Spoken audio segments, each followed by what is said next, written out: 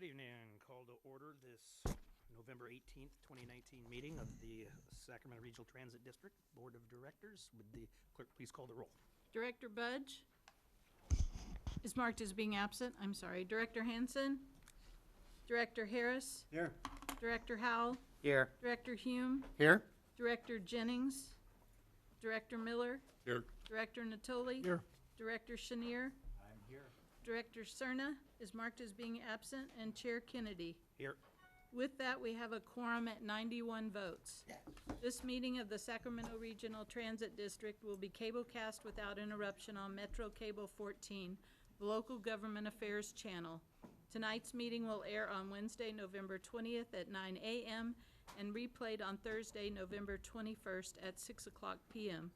and will be webcast at www.sacmetrocable.tv. It is also closed caption.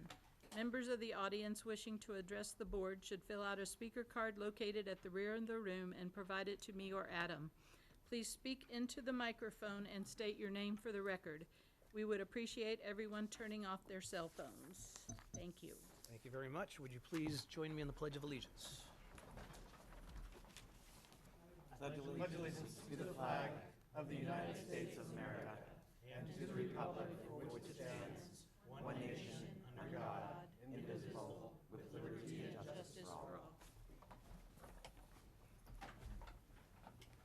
First item is the consent calendar, items 1 through 12, noting that there is no item for item 10 and that you have speakers on items 4 and 5 and 12. Okay. We will. I'll move the remainder of consent. Okay. So we have consent other than items 4, 5, and 12. Is there any other discussion, questions? All those in favor? Aye. Opposed? Abstain.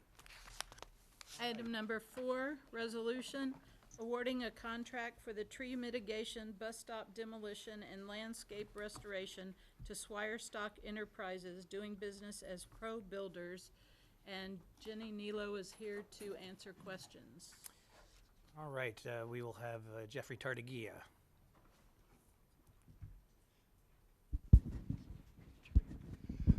Hi, my name is Jeffrey Tartagia, and as advocate, what I am concerned about is how quickly you are demolishing bus stops. And the reason I bring this up is you took out the 28th bus stop on J Street, and you only put back a bus sign.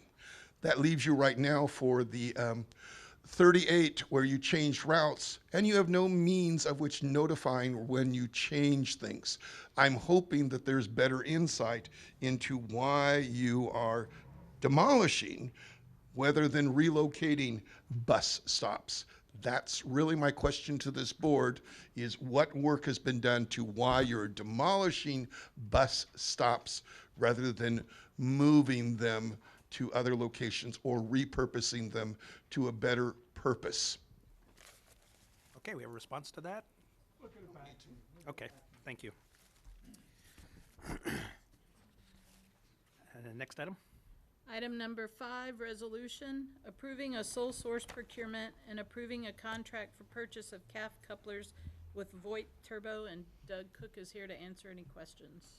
Okay, actually, Jeffrey, I don't have a card from you on this. Don't worry about it. Helen O'Connell behind you, though. Hello, Helen O'Connell. Oh, Helen. I am concerned because the couplers that we have now are really worn, and we're worried that the new couplers might not fit the way they supposed to. I was concerned that we might be buying something that we won't be able to use. And I really hate to see that much money set aside for something that we can't use. We did that with rail cars before. We bought rail cars and they didn't fit the tracks. So I just wanted to heads up, make sure that it works. Could you briefly alleviate Helen's concern? Yes, sir. The engineering team has worked closely with VoIP to make sure that everything's going to be compatible and work properly. Okay, thank you. Thank you, Helen. Next item? Next item, item 12, resolution delegating authority to the general manager CEO to award and execute procurement contracts necessary to the provision of ADA Complementary Paratransit service by SAC-RT, and Jamie Adelman is here to answer any questions. Jeffrey Tardigia.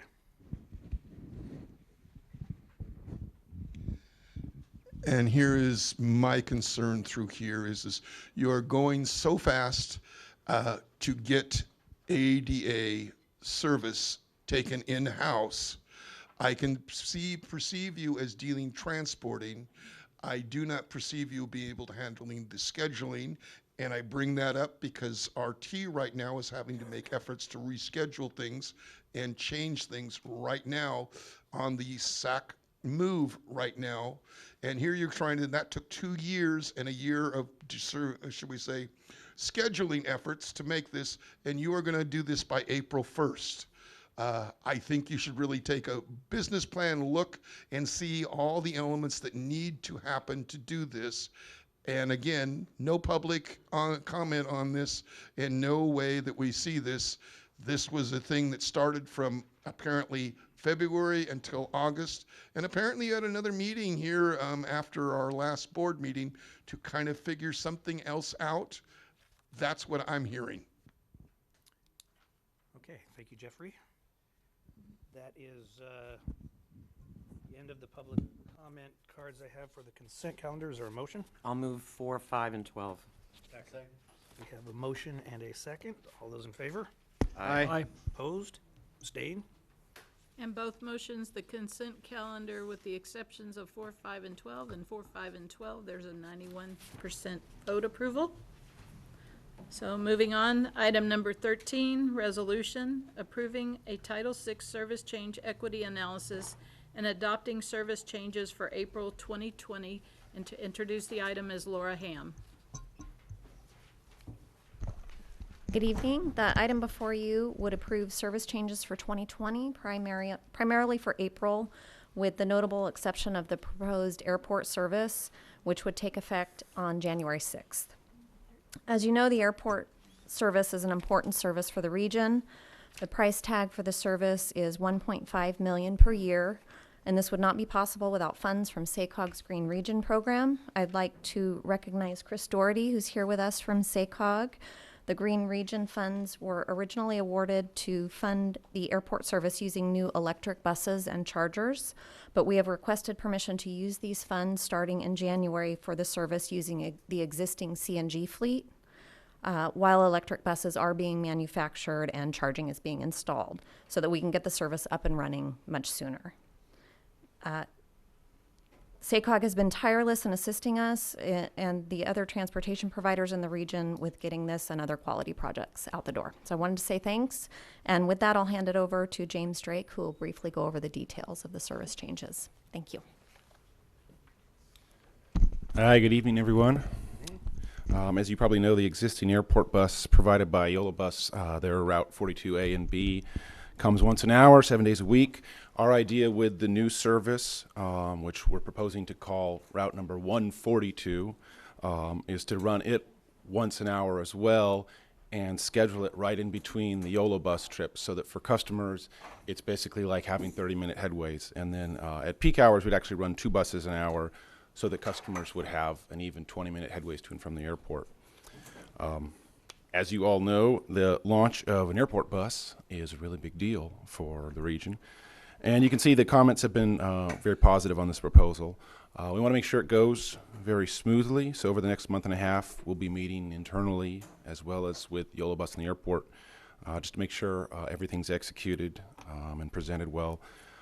Airport service is not like the rest of our routes. It's heavily used by usually non-riders and people from out of the area. So we're going to make an extra effort to make sure that the public information is distinctive and catered to those particular markets.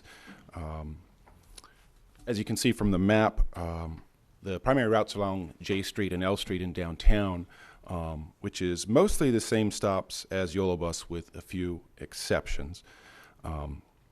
Apart from the airport service, The remainder of the service changes in the action item tonight are more or less cleanup items from SAC-RT forward.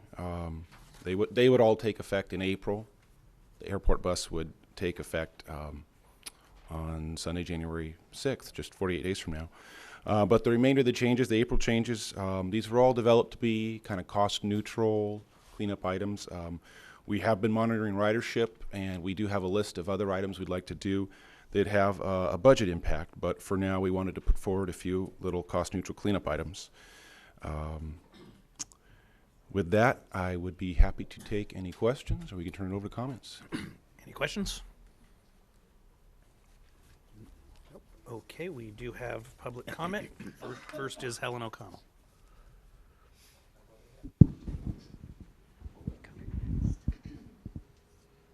Hello, board. It's Helen O'Connell again. I'm on the MAC board, and I didn't know about this airport bus because I was really happy to hear that they have an airport bus. But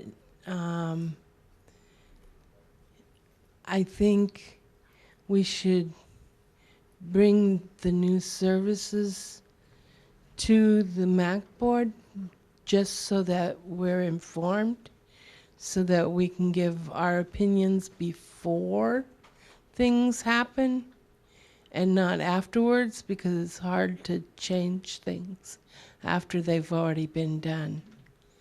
I'm only speaking as myself tonight, but I am on the MAC board. Thank you. Mr. Lee, can we get this for the MAC board? Yes. Thank you. Thank you. Thank you. Mike Birnbaum?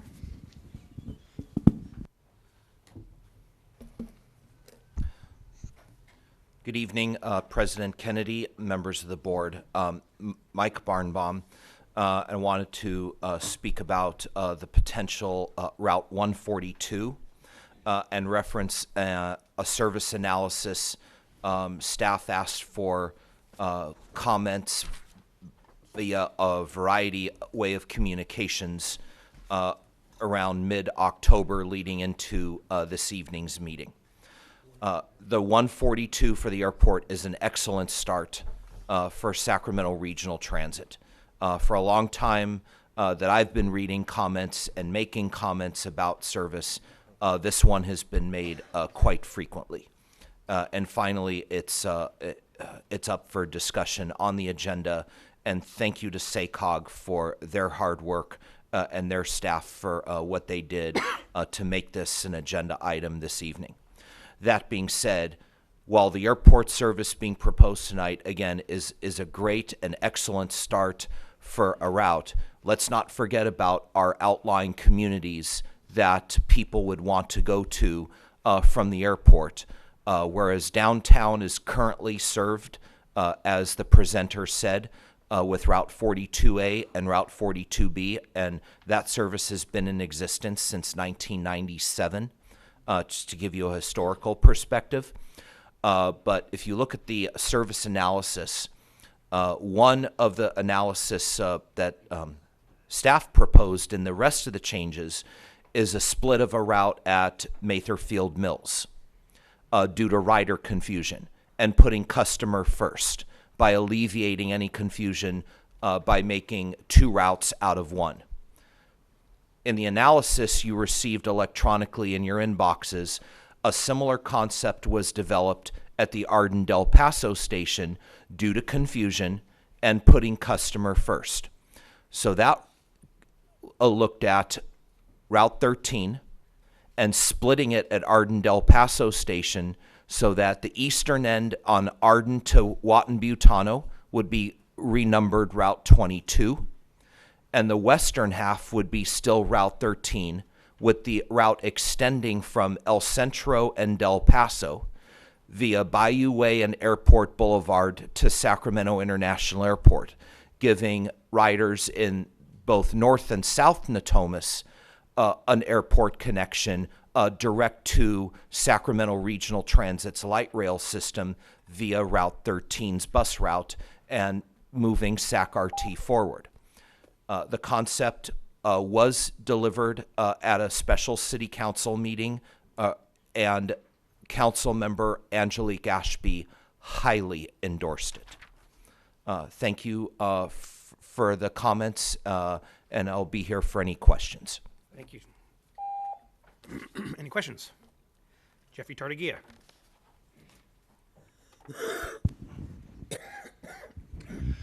Dealing with this 142, my number one question, and this is for your city council members, is there is a problem that has been since June with the 14th and L bus stop. You also have the problem at the 11th bus stop, and you also have the 9th and L. That obviously if you'd visited, you would realize that you have 3+ buses. Now you want another bus, and you only have allocated 40-some feet for a bus to go in there. This is part of the C3 problem that you could simply, so my question to you guys is active transportation and is disability meeting this week so that you bring up and you get these addressed? RT changed the one at Sac Valley Station so that they accommodate 3 buses. On L Street, you have not made the accommodation for more than 1 bus. And at 9th, up there that you've got on there, you've got the 88, the 86 layover there right now, and that's going to be for the next 2 or 3 months. That's going to happen. You have the 11th Street, again, that I have had to get in the street because there's only that footage for the location. And you have the ability, if you were to back the space off of your 14th Street, because you have no restaurant active there, you could double the space in there to accommodate it, and you haven't done a thing since June. And now you want to add this service. Somewhere the planners didn't go out there and look at the locations to see these problems Monday through Friday. Who knows what they're like on the weekend? But with the construction going on around there, you have that problem for 134 when you introduce the service. That is of major concern. I've addressed that and asked that question, and the city and RT do not seem to have done a thing about it. Thank you, Jeffrey. Rosalie Rashid. And by the way, kudos to staff for finding yet another way to use RT in a logo. How do you use this? Bring it down?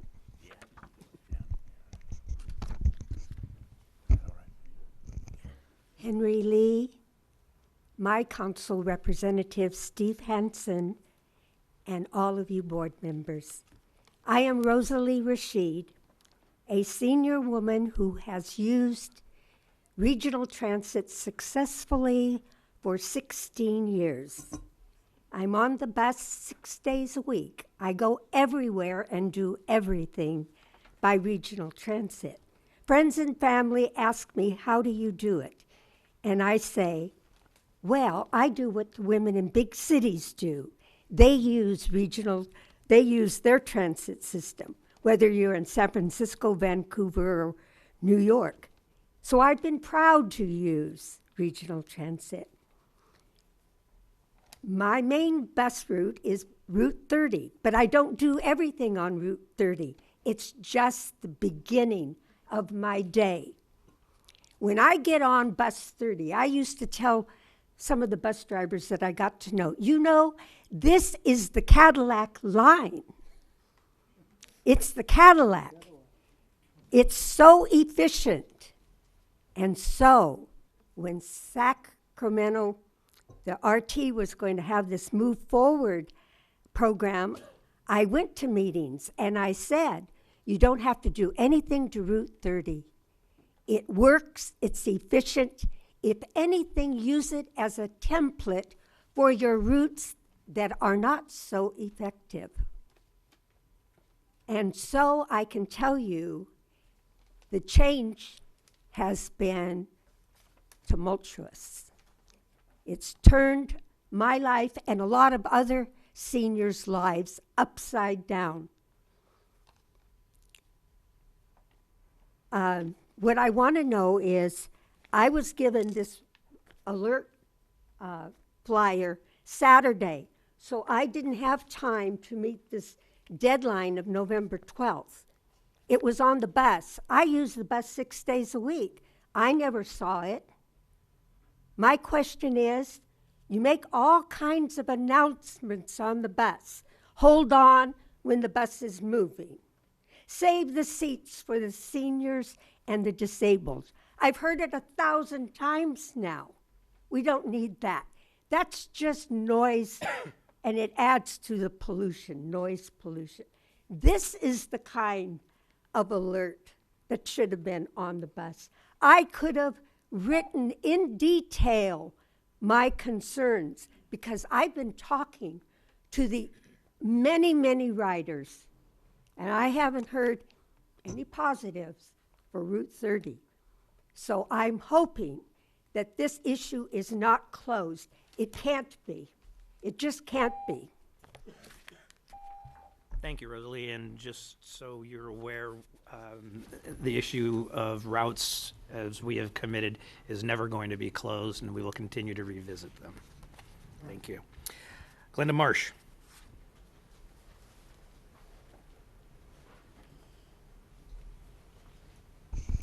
I'm speaking here on my own behalf, but I also want to share and make sure all the board members know about the new Transit Coalition, Sacramento Metro Advocates for Rail and Transit in Sacramento County, and the work we've been doing to build a cross-sectional coalition of business, community, and civic leaders to promote the investments in mass transit that we need in our county. And personally, I'm very excited about all of the proposals around the public bus service between Davis and Sacramento and the airport. Having been somebody for a long time who's said, gee, why can't we just have a bus instead of waiting for the green line one day? So very excited to see this expansion of service, this investment in our mass transit to be useful and to have people be able to connect into downtown and go to the airport. I'm also, as a former UC Davis student, graduate, and used to live in Davis, I always wanted to be able to have more bus service to Davis, and always was sort of mystified that I couldn't take the bus the UC Davis folks took from the Med Center, and that it was kind of a closed system. And I'm really excited about the opportunity to have an open public service between, more service between the campus and Sacramento. And hope that the issues can be resolved to really make that a useful service for everybody. So very excited about all the expansion of service that's happening. Thank you. Thank you. Bonnie Lindeman.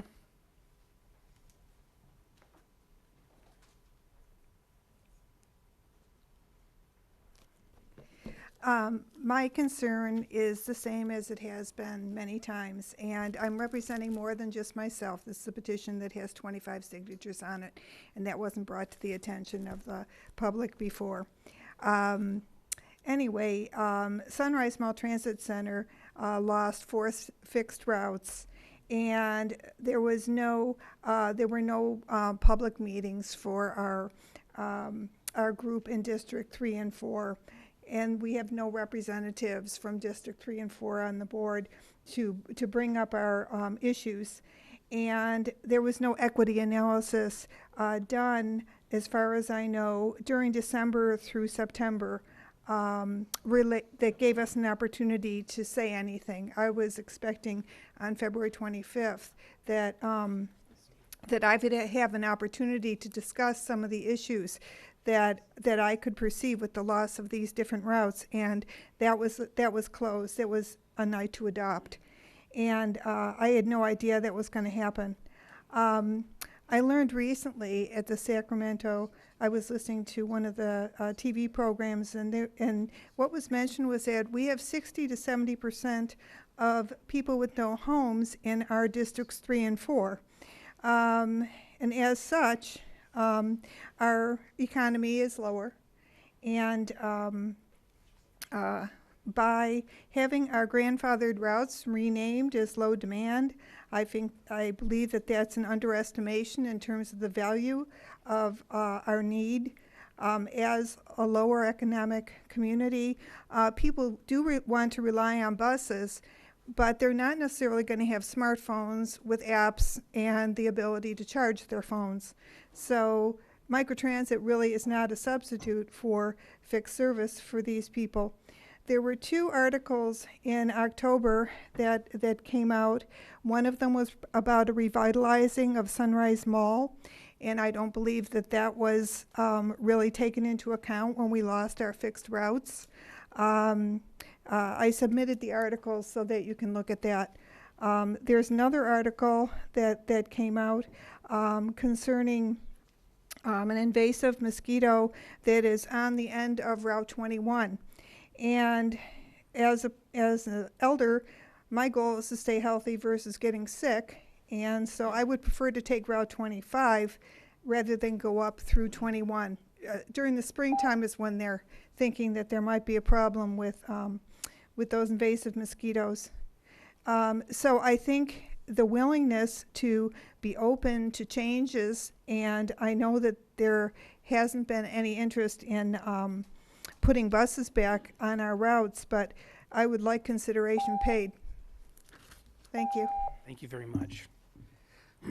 That's the final card I have on this. Is there any questions, comments from the board? Yes, Mr. Chair. Yes. Thank you, Mr. Chair. I just want to first say, in response to the comment about Route 30, we're increasing the headways on Route 30. We're adding service.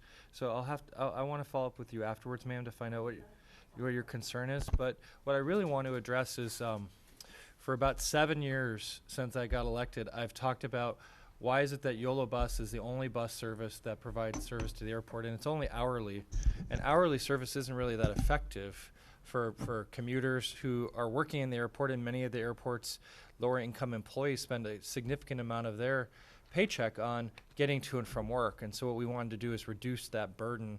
But then also, we have many different transit lines that intersect in the downtown core, whether it's the Blue Line, the Gold Line, some of the shuttle service that comes from other parts of the region.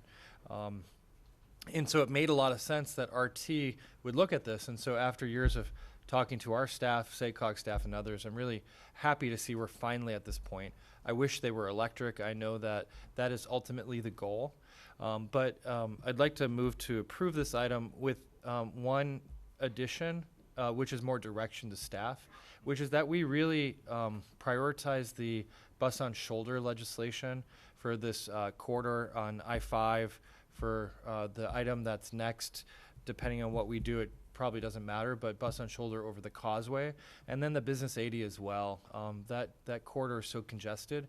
We've talked a lot with our staff over the last year about how we get that legislation moving, but with this program becoming real, we don't want these buses bogged down in commute hour traffic. We want them to be reliable, and the bus on shoulder legislation that we need to get through the state is probably the most effective way to do that. So kudos to our staff getting this up and running early. I think this route is probably the best initial route that we can do, but we'll have to work with our riders and others to make sure that this is an effective way to make that connection from our mass transit intercity rail systems to our airport. And I didn't say it, but the San Joaquin service that's going to be starting this will be a huge benefit for, as well as the existing Capital Corridor service, which many people are familiar with, but we'll be continuing to add trains under state grants and other things. So congratulations, everyone. Thank you. Anybody else? If that was a motion, Yeah, it was a motion. I'll second it. Okay, then, is there any questions, comments? We have a motion and a second. All those in favor? Aye. Opposed? Abstained? Thank you. Next item. Motion carries at 91 votes. Next item, item 14, approving the Causeway Connection Intercity Bus. There are 4 resolutions in front of you, and I will read them. A, resolution approving a Title VI service and fare equity analysis. B, resolution conditionally adopting service changes to establish a new Causeway Connection bus service to UC Davis Medical Center. C, resolution delegating authority to the General Manager CEO to approve a memorandum of understanding between the Sacramento Regional Transit District, Yolo County Transportation District, and the University of California, Davis for operation of the Causeway Connection. And D, resolution conditionally recognizing the University of California, Davis undergraduate student ID as a fare equivalent for the Causeway connection. And here to introduce the item is Laura Ham. Good evening again. The item before you is an action item to approve the Causeway Connection service. The same item is agendized tonight for the Board of the Yolo County Transportation District. Passage of both items, as well as approval by Chancellor Gary May of UC Davis, would approve this project going forward as proposed for implementation in April. We have a number of guests with us tonight, so I'd like to introduce them. I would like to recognize Matt Dulcich of UC Davis, who has been the lead for UC Davis on this project for over a year. I'd also like to introduce Will Berry of Electrify America, who has been a key project partner as well.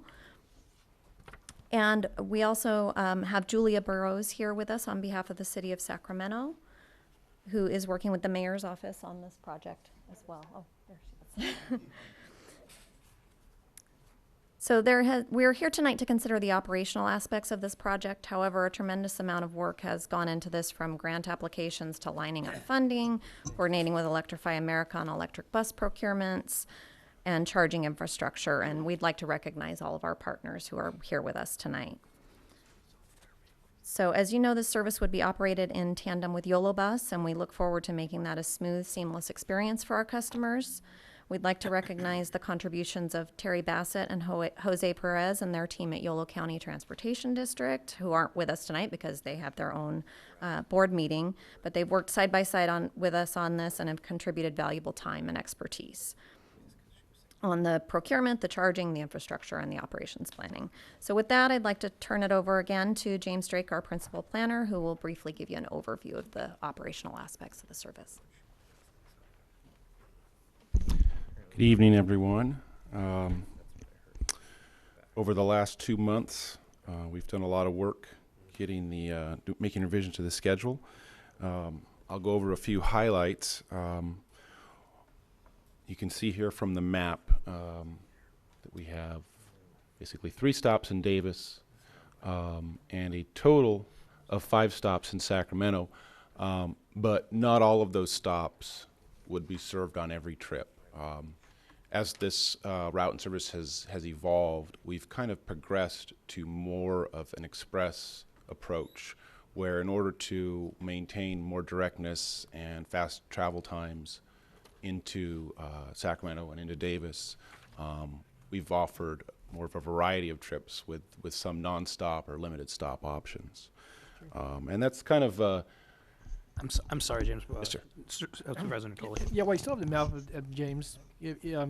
So how does this compare? I mean, currently it's a shuttle service. Does it have more stops, less stops? Again, you show the map here. And again, we've received correspondence, as you're well aware, from a number of folks. Some are going to speak here this evening. But I just was curious because I didn't really have anything. I had a frame of reference here relative to what's being proposed and planned.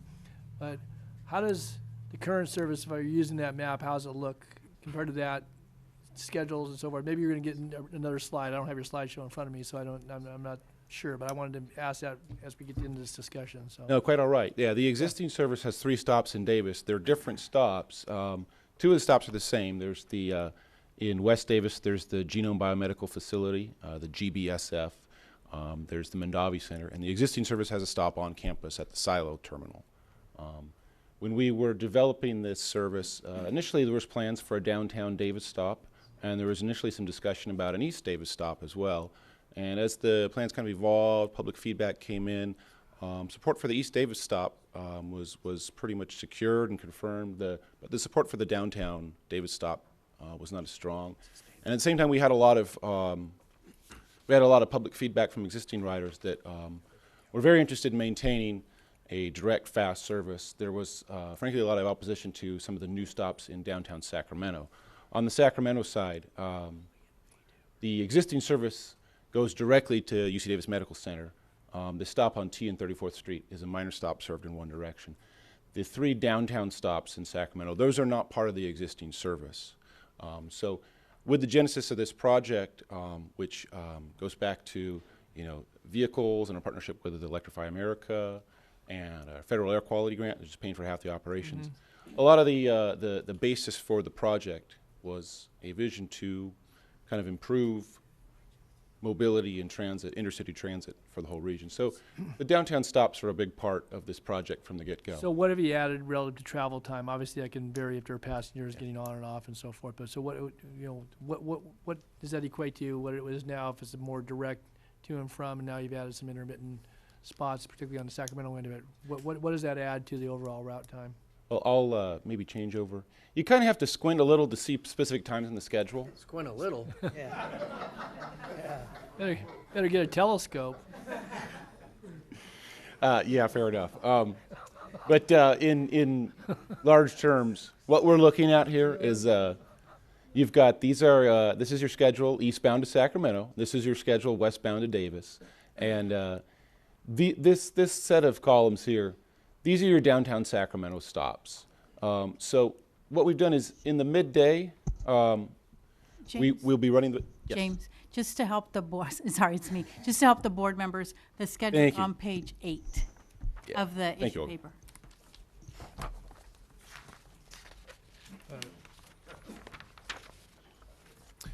So, yeah, a great deal of the service now, one of the big differences is there are no stops in downtown Sacramento in the existing service. And another big difference is that there are no stops in East Davis at the Mace Park and Ride. And those are not the only differences, but those are two of the big ones. And like I said, adding direct service and stops in downtown Sacramento was one of the key parts of the original proposal.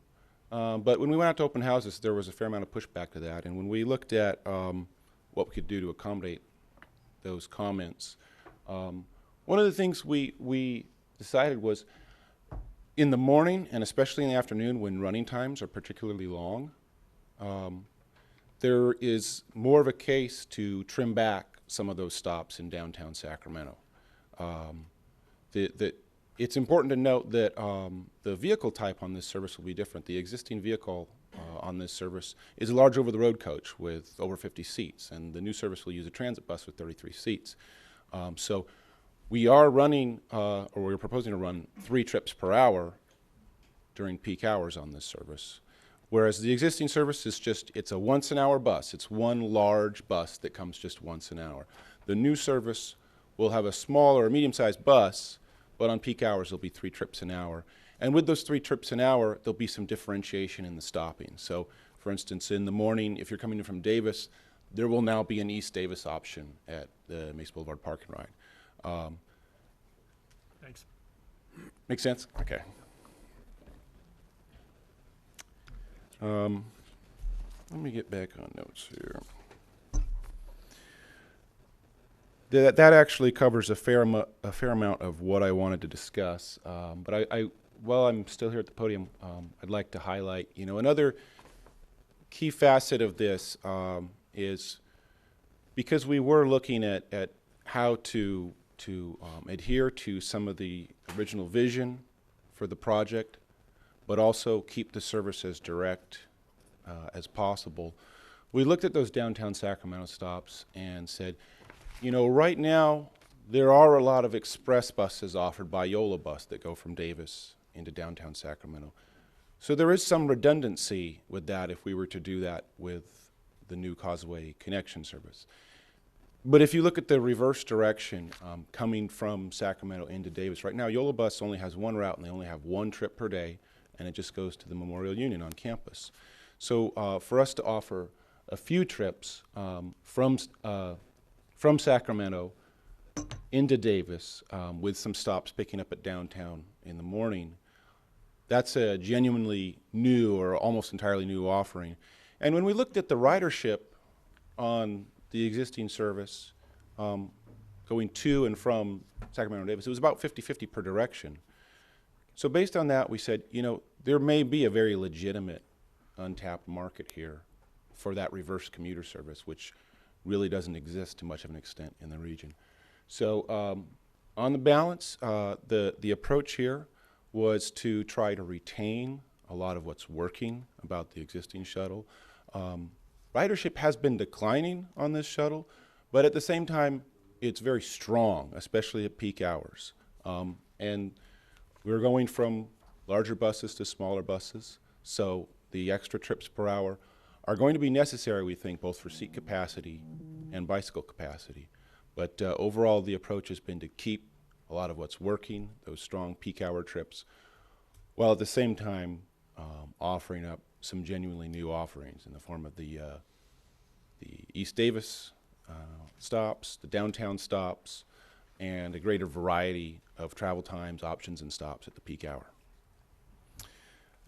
With that, I think I will turn it back over for questions. I'm sure there are a lot of public comments tonight, and look forward to taking questions.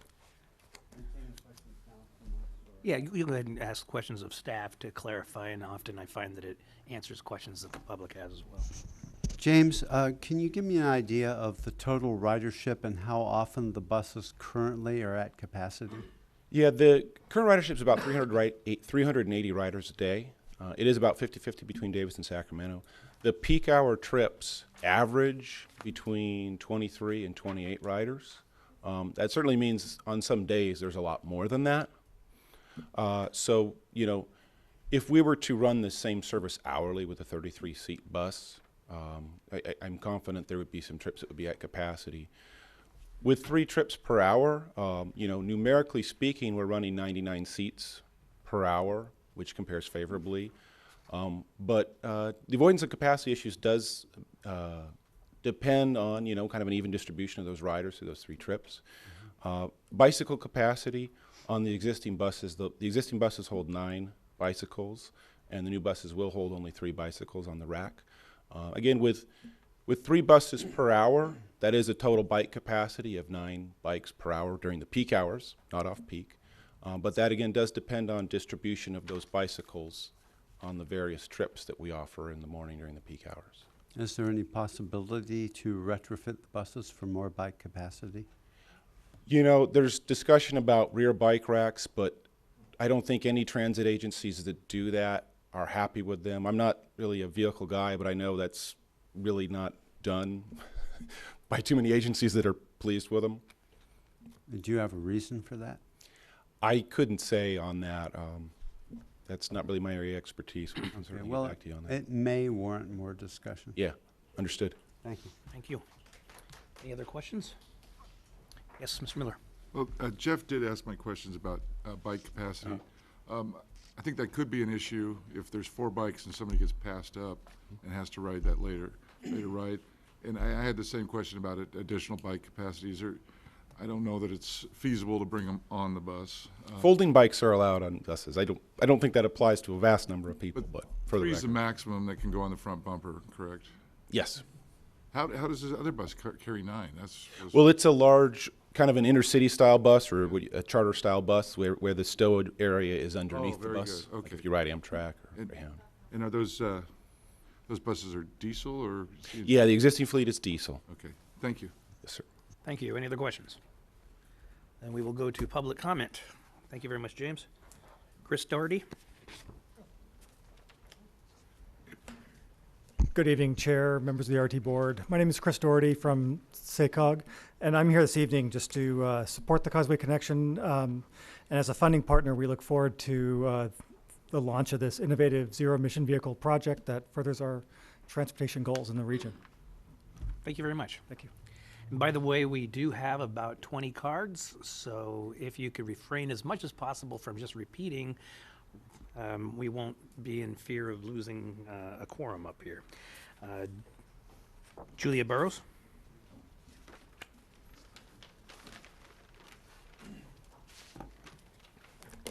Good evening. I'm Julia Burrows. I'm Senior Policy Advisor to Mayor Darrell Steinberg, and I come to offer our support from the Mayor's office for this project, and that's for several reasons. The first has to do with emissions reduction and the partnership that the city has had with Electrify America for a significant amount of time. They have invested $44 million and are continuing to implement pieces of that. This is approximately a $10 million investment to buy the 12 all-electric vehicles here in the city of Sacramento, both for SAC-RT and then across the river in YOLO. We have emissions reduction calculations that were done very ably today by Anthony on the UC Davis staff and also the Air Quality Management District, and those are in kilograms and tons of nitrous oxide and CO2. And this project is one of the ways that we are carrying out the Mayor's Climate Commission, which Director Hansen sits on. The goals of the commission are to go carbon neutral by 2045. The only way that we will do that is to reduce emissions from transportation, which account for 50% of the emissions in the region. And there's two ways to do that in mobility. It's to electrify and it's to reduce vehicle miles traveled. This project does both. A second reason that we are supporting this is it comes from the students' perspective. And 32 years ago, I was a YOLO bus rider to get to my internship, which paid my rent at my senior year of UC Davis. I think, unfortunately, there are many students who are not in the room this evening who are our future riders, and we support it. And then the third piece is that we will sponsor the legislation. The mayor will be sending a letter to do the corridor legislation and support that in the future. Thank you. Thank you, Julia. Matt Dulcich. Good evening, Chair Kennedy and board members. Thank you for this opportunity to share a brief set of a few comments. My name is Matt Dulcich, and on behalf of UC Davis, we are very excited about this agenda item and the launch of the Causeway Connection bus service. To best serve our communities, we believe that public agencies should collaborate to build efficient partnerships. And the effort that has emerged and is before you tonight to replace the existing UC Davis operated shuttle service started with these principles: to improve frequency, to attract more riders, and to find additional partners and to build a stronger collaboration. I believe we have achieved these goals due to the collaboration and assistance from your staff and from all of the regional partners. In this effort, leadership from SAC-RT, from Electrify America, from the Yolo County Transportation District, from the City of Sacramento, have all been essential to our success. I do want to acknowledge that the existing UC Davis charter service has some attributes that will not be included in the Causeway Connection service. We have listened carefully to the concerns of our existing riders and attempted to address those concerns with very substantial revisions to the routing, the planning, and the scheduling of the service. From the rider outreach efforts in November and October, totaling more than 14 hours of input and direct conversations with existing riders, we appreciate the extra consideration of those issues and concerns and the long hours of work, extra work from SAC-RT and the YCTD staff. At UC Davis, we are continuing to listen carefully to our riders now and in the future. We believe that the proposed service as presented tonight is very responsive to those requests from UC Davis affiliates, and I believe it will substantially meet their needs. As such, we strongly support moving forward at this time. In addition to the YCTD and SAC-RT Causeway Connection service, we are continuing within UC Davis to find other options to help address the concerns of the riders. I am available for any other questions, and thank you for your attention. Director Natoli. Yeah, Matt, just a quick question, because it was certainly delineated in a number of the comments we received, and I think you addressed it just a moment ago, that you just started engaging the current ridership in October and November of this year, and this is planning has been in process for some time. Again, this is not being critical of the university or nor any department, but why so late? If you're looking at trying to build a service that obviously reflects a number of things been stated by other speakers, but why do you engage current riders? And maybe that wasn't your plan. I don't know, but I guess I'm going to ask you, maybe I'll ask a question of others, why so late in the process? It may not have changed what's before us this evening, but as you said, there have been revisions been made over the last 6 or 8 weeks, but it seems to me that's kind of late when people have a template for what they want to move forward with. So I guess maybe you have an answer, maybe you're not the person to ask. Yeah, I agree with that. I think we were late in engaging the riders. I think we had a lot of uncertainty about how the service options in terms of the range of service we might be starting, and we didn't want to set expectations higher than we could achieve. And a lot of that uncertainty went through this spring and into the summer. And I think in our workshops, we both apologized for that late initiation, and then also said that we were there at the table ready to take genuine input with first a draft schedule that was in October, and then with the more recent workshops, the first set of workshops had no schedule. The schedule a few weeks ago was the first version, and we've now substantially revised that in ways that we think are very responsive and really promote the express nonstops that are needed for this service. Okay, thanks. Yes. Okay, any other questions? Thank you very much. Thank you. Helen O'Connell.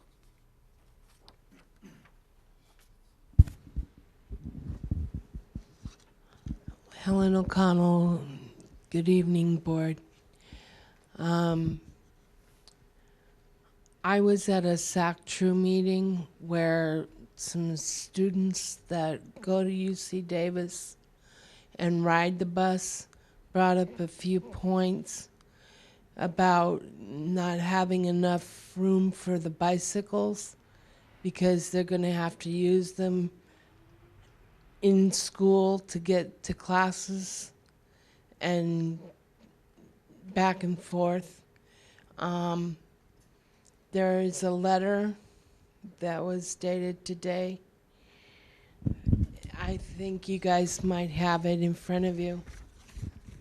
I think it brings out very poignant things about seating, about bicycle racks, and safety on the buses. And I urge you to read it carefully and to think about the points that they bring up because they're the ones that are riding the bus. Thank you very much. Thank you, Helen.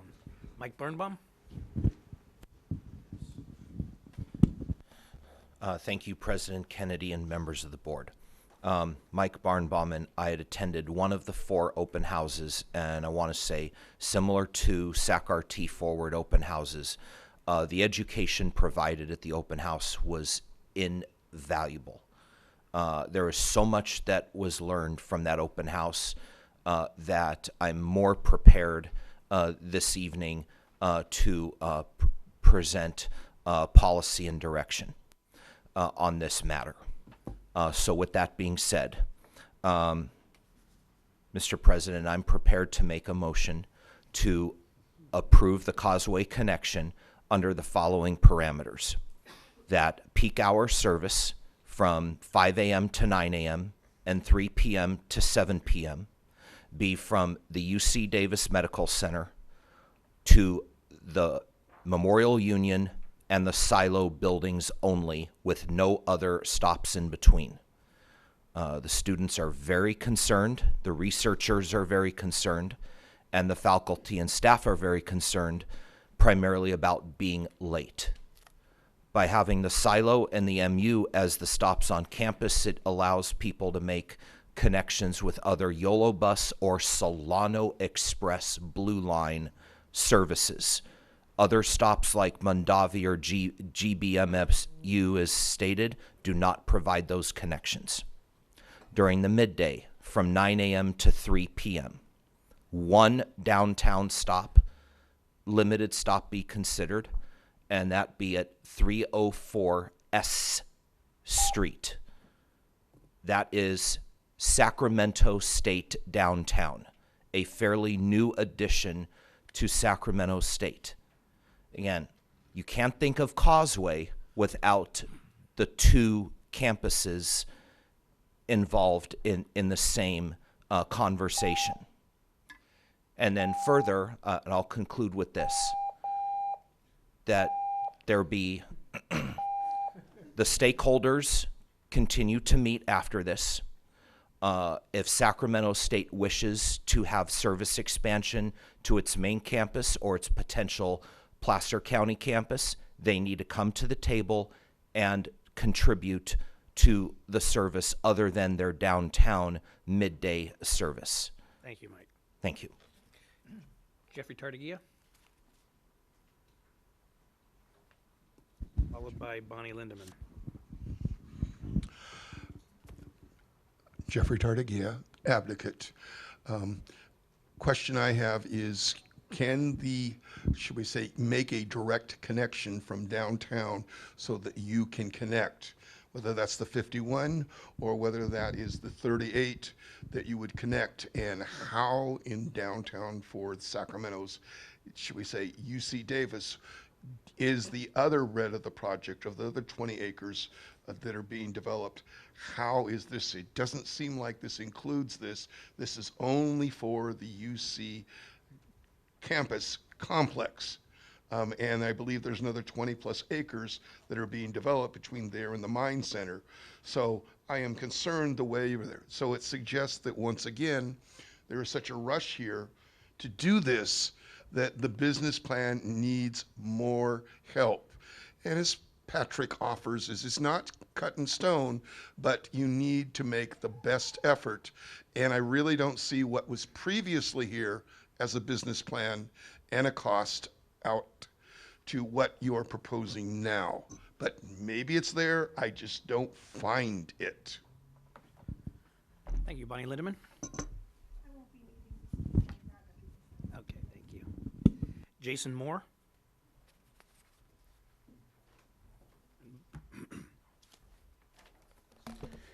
Jason Moore, I'm here representing the others with the red shirts. We are the current riders of the shuttle. I just wanted to speak today as to why we are here. At the December 12, 2017 City Council meeting, Mayor Steinberg was enthralled with the city's electric vehicle strategy and Electrify America's $44 million giveaway to the city. On a whim, he unanimously declared that there shall be an electric shuttle running 15-minute frequency from UC Davis to Sacramento. This was not part of the approved electric vehicle strategy. Two of you were there and know that. It is now a misappropriation of the Volkswagen emission scandal money. Mayor Steinberg's decree set into motion the disruption of 500 plus people's lives. He likely did not even know there was already a shuttle taking thousands of riders across the Causeway daily that has removed thousands of single occupancy vehicles from our roads. Likely one of the best examples of transportation emission reduction in the region to date. Sacramento City staff took Mayor Steinberg's statement seriously, called up their counterparts at UC Davis, whom also is clueless about the ridership, number of riders, cost, and current state of the shuttle, said, sure, we'll delete this employee benefit and give you 500 guaranteed riders a week. I even think we can give you $715,000 a year. This is gold for you all. Right? All transit agencies, if they were offered 50% operating budget for free for a new service, would definitely not turn this down. And I get it. We know this is a deal of the decade. Transit agencies across the country are thrilled if 15% of the budget is covered by the fares. UC Davis is abandoning us in a 30-plus-year-old staple for our lives. We have structured our lives around the current shuttle service level, buying houses, accepting jobs, quitting jobs, setting child care, and everything. There's been zero data collected from these riders. We learned about this on October 25th. 2.5 weeks ago did we first get what you have seen on this board here. And I will close with, do what is right, postpone this resolution, collect valid data, truly work with the current and potential riders, and tell UCD that they must listen to students, employees, that you will have no part of disrupting 500 people's lives on their behalf. Thank you. Thank you.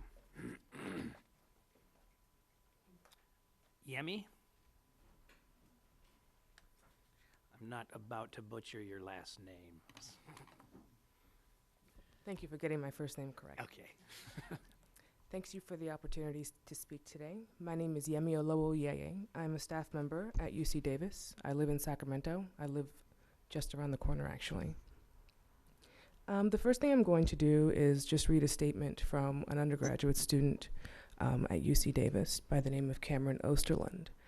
Quote, "This is my second year taking the shuttle to Sacramento for my internship at UCDMC. I don't have a car, so the only reason I am able to volunteer at the hospital is because the shuttle is the cheapest, fastest, and easiest way to get to Sacramento. If the trip were to take longer, it would be unfeasible to take classes on the same day as my internship. A normal 4-hour shift already becomes a 6.5-hour commitment because of the current route taken and traffic. With transport time changing and no guaranteed spot on the bus, it would be impossible to plan my schedule. Not to mention, getting any homework done during transit would become extremely difficult.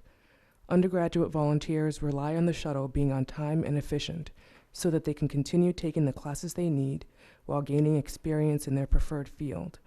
I will not be doing an internship in Sacramento spring quarter in large part due to the changes occurring. I can also attest to the fact that other undergrad volunteers are extremely wary of committing to internships in Sacramento when viable transportation is still an unknown.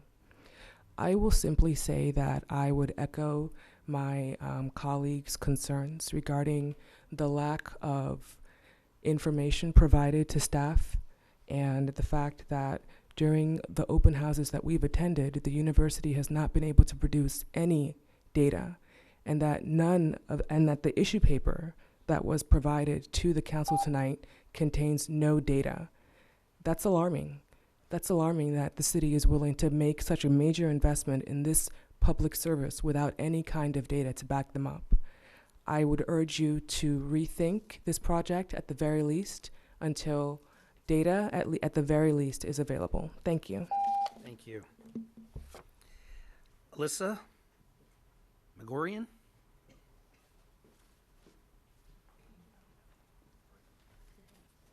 Thank you, Chair Kennedy and members of the board. My name is Alyssa Megorian, and I am a grad student at UC Davis and also a full-time staff member. So you may imagine that my schedule is extremely busy, and I rely on the shuttle. I take it 5 days a week, every day, and I rely on it to get to work on time. And to get home at a reasonable time. And as any folks who may go across the Causeway have known, for the last few years, traffic has been increasing greatly, and the times, especially on Thursdays and Friday afternoons, have been getting much more difficult to get across in a timely manner. And so I would just like to say that the commute times are really important for me to consider staying at UC Davis. Of course, I will stay as long as I'm a student, but after that point, the extended periods of time by taking these other routes and stops makes it really challenging for me to say this is worth it for me. So I, as a student and as a staff member, I feel like this impacts a lot of people who have relied on the shuttle to be able to work at UC Davis and to go to school at UC Davis. It's hard to purchase a home or find affordable living in Davis, and so I chose to live in Sacramento partly for that reason. So I do appreciate the efforts made in listening to the staff members just recently. I hope that folks will continue to listen to our recommendations and really be able to provide something that still works for everyone who currently rides the shuttle and still provide access to the public, because we're all about sustainability and we do want sustainable options to be provided. So I think that's really critical. Thank you. Thank you. Amy Fletcher. And after Amy will be Lisa Rosenthal.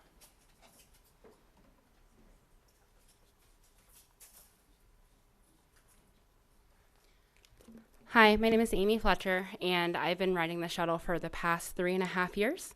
And I just wanted to speak to the fact that as the riders, we would really like to see a delay in the proposed project. One of the areas that is most concerning to me is the bike situation. This is an image of the current bike situation on the bus with 8 bikes.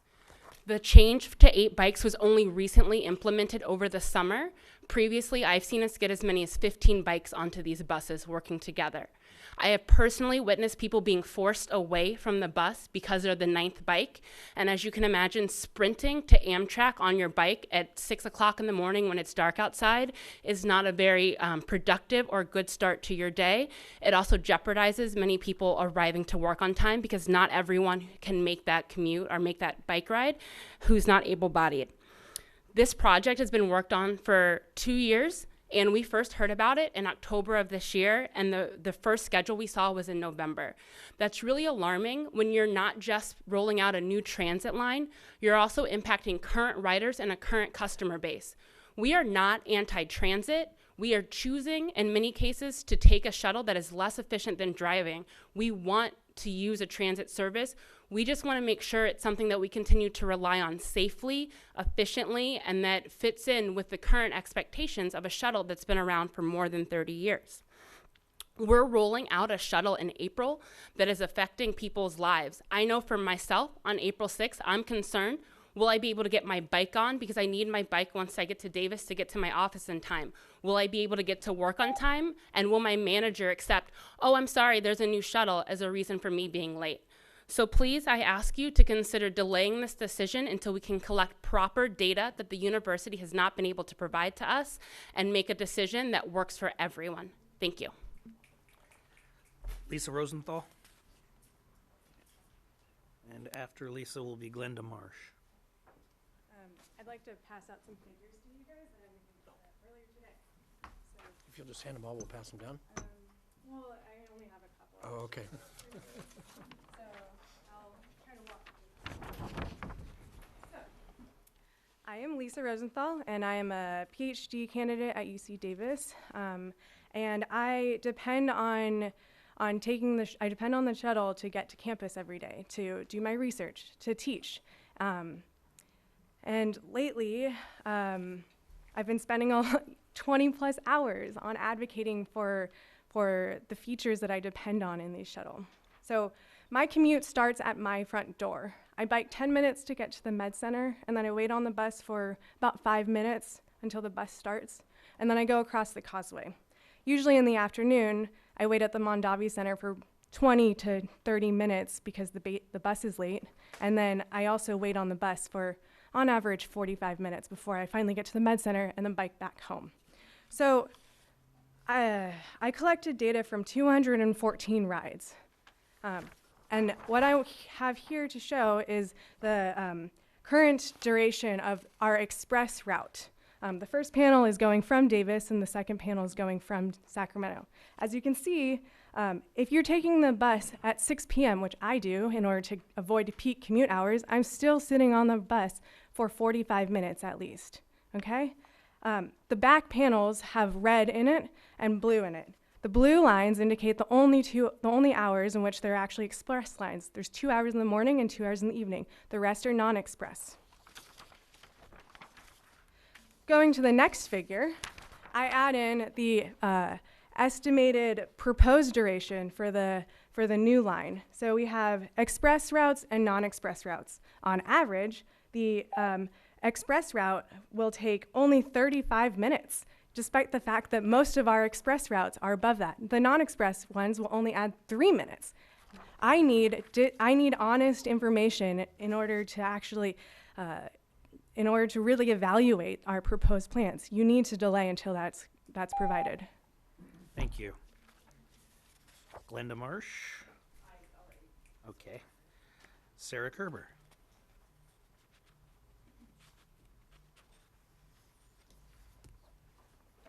Hello, my name is Sarah Kerber. I'm with the Sacramento Transit Riders Union. Like you, the SACTRA has received many comments and requests for assistance from UC Davis bus riders who feel that they have not been provided an opportunity for meaningful public engagement in the proposed service changes.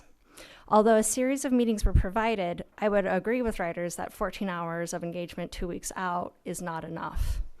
Riders have felt that their comments and input are not being incorporated into the planning of service changes provided by SAC-RT, UC Davis, and Yolo County Transportation District. As SAC-RT continues its rapid expansion in the region and takes on new technology and diverse services, the thoughtful collaboration with partner entities and meaningful public engagement becomes increasingly important.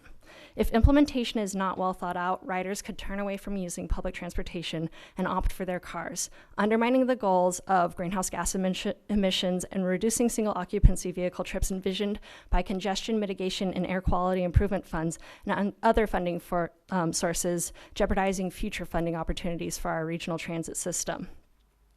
It's our understanding that SAC-RT staff has been working with riders to come up with solutions, and that this issue was presented to the MAC board, but that the board requested to see a bus demo or bus specs to make sure that they were ADA accessible and provided enough resources for ADA users. it's my understanding that that information hasn't been provided to the MAC board, and I would request that the bus demo and specs be provided to the MAC board as soon as possible before anything is approved. I don't know if we need to add a little checkbox to the board items so that MAC gets to review things before they're proposed. As with the SAC-RT Forward project, SAC-TRU urges continued commitment to community engagement. We urge the board not to rush any decisions based on artificial deadlines. Allow adequate time for the project to continue to develop and create the best comprehensive plan for the modernization of our system.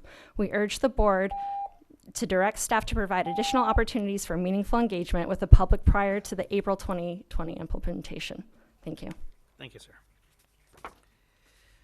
Rose Cabral. And after Rose is Rachel on behalf of Natalie Butcher.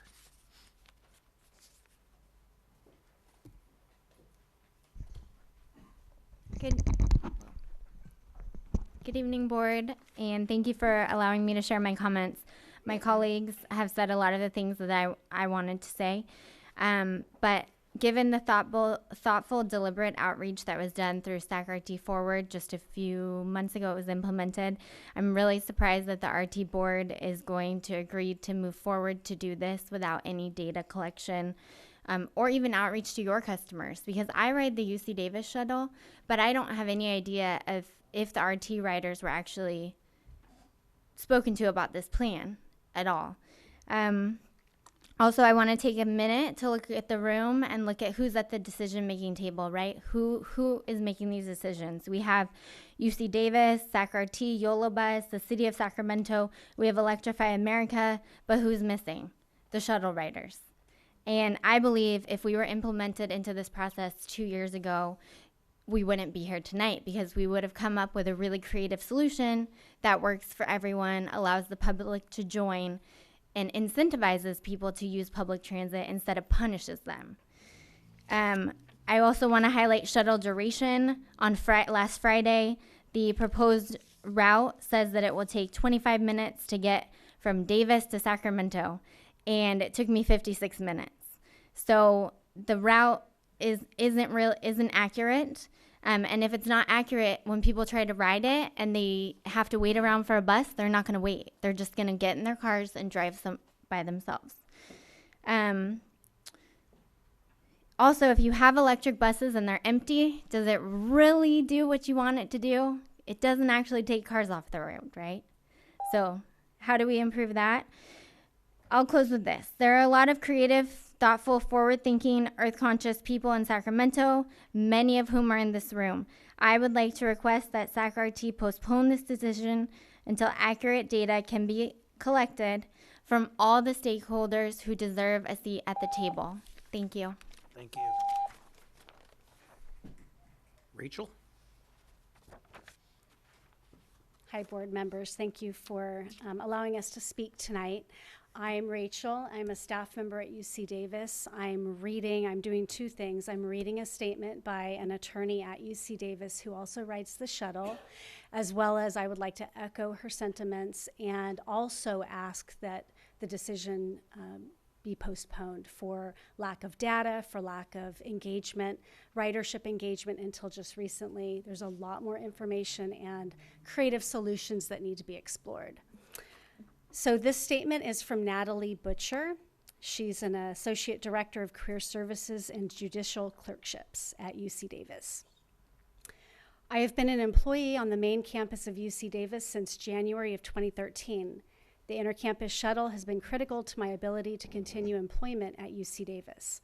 I have 2 young children who attend school in Sacramento, and the intercampus shuttle allows me to go in early to my job and return with enough time to pick up my children from their after-school care. The extra stops proposed for the new Causeway connection would likely double my commute if traffic is also taken into consideration, which, by the way, the schedule that was posted earlier, it's not accurate, and there are some inaccuracies in some of the statements that were made earlier by the group, and I just want to point that out. It's not going to extend our commute by 15 minutes. It will be a lot more than that. So The extra stops proposed for the Causeway connection would likely double my commute if traffic is also taken into consideration. If an express bus with no stops could be available during the 6 a.m. hour to Davis and during the 2 and 3 p.m. hour to Sacramento, that would allow me to continue to fulfill my job responsibilities and family responsibilities. Ideally, there would be one express bus every hour during the 5 to 8 a.m. timeframe to Davis and the 2 to 5 p.m. timeframe to Sacramento. If this option is not made available, I will seriously consider looking for a new job in the city of Sacramento, where I live, as the extended commute with extra stops will not make my commute sustainable. Thank you for your time. Thank you. Alana Fury? Or is it Furl?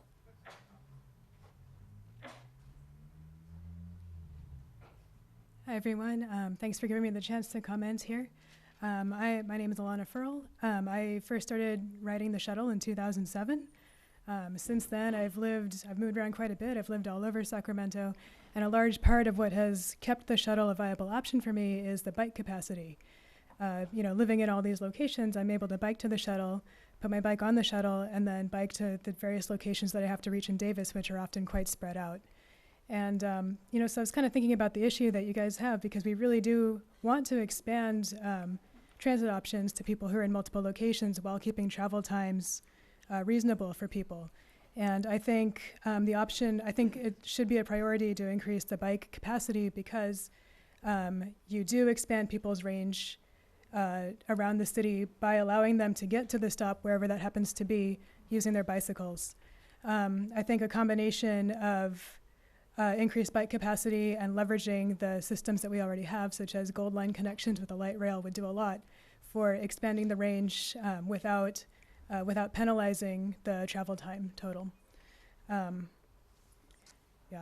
also I would like to mention, I really appreciate people being willing to work with us on this, the ridership. We want to keep using the shuttle. A lack of data has been mentioned quite frequently. We would really be willing to help you guys collect that data. We're on the shuttle every day, many of us. So, we could be your eyes on the ground if you needed that, if you wanted that kind of information from us. We'd be very happy to work directly with you on that. So, thank you for your consideration. Thank you.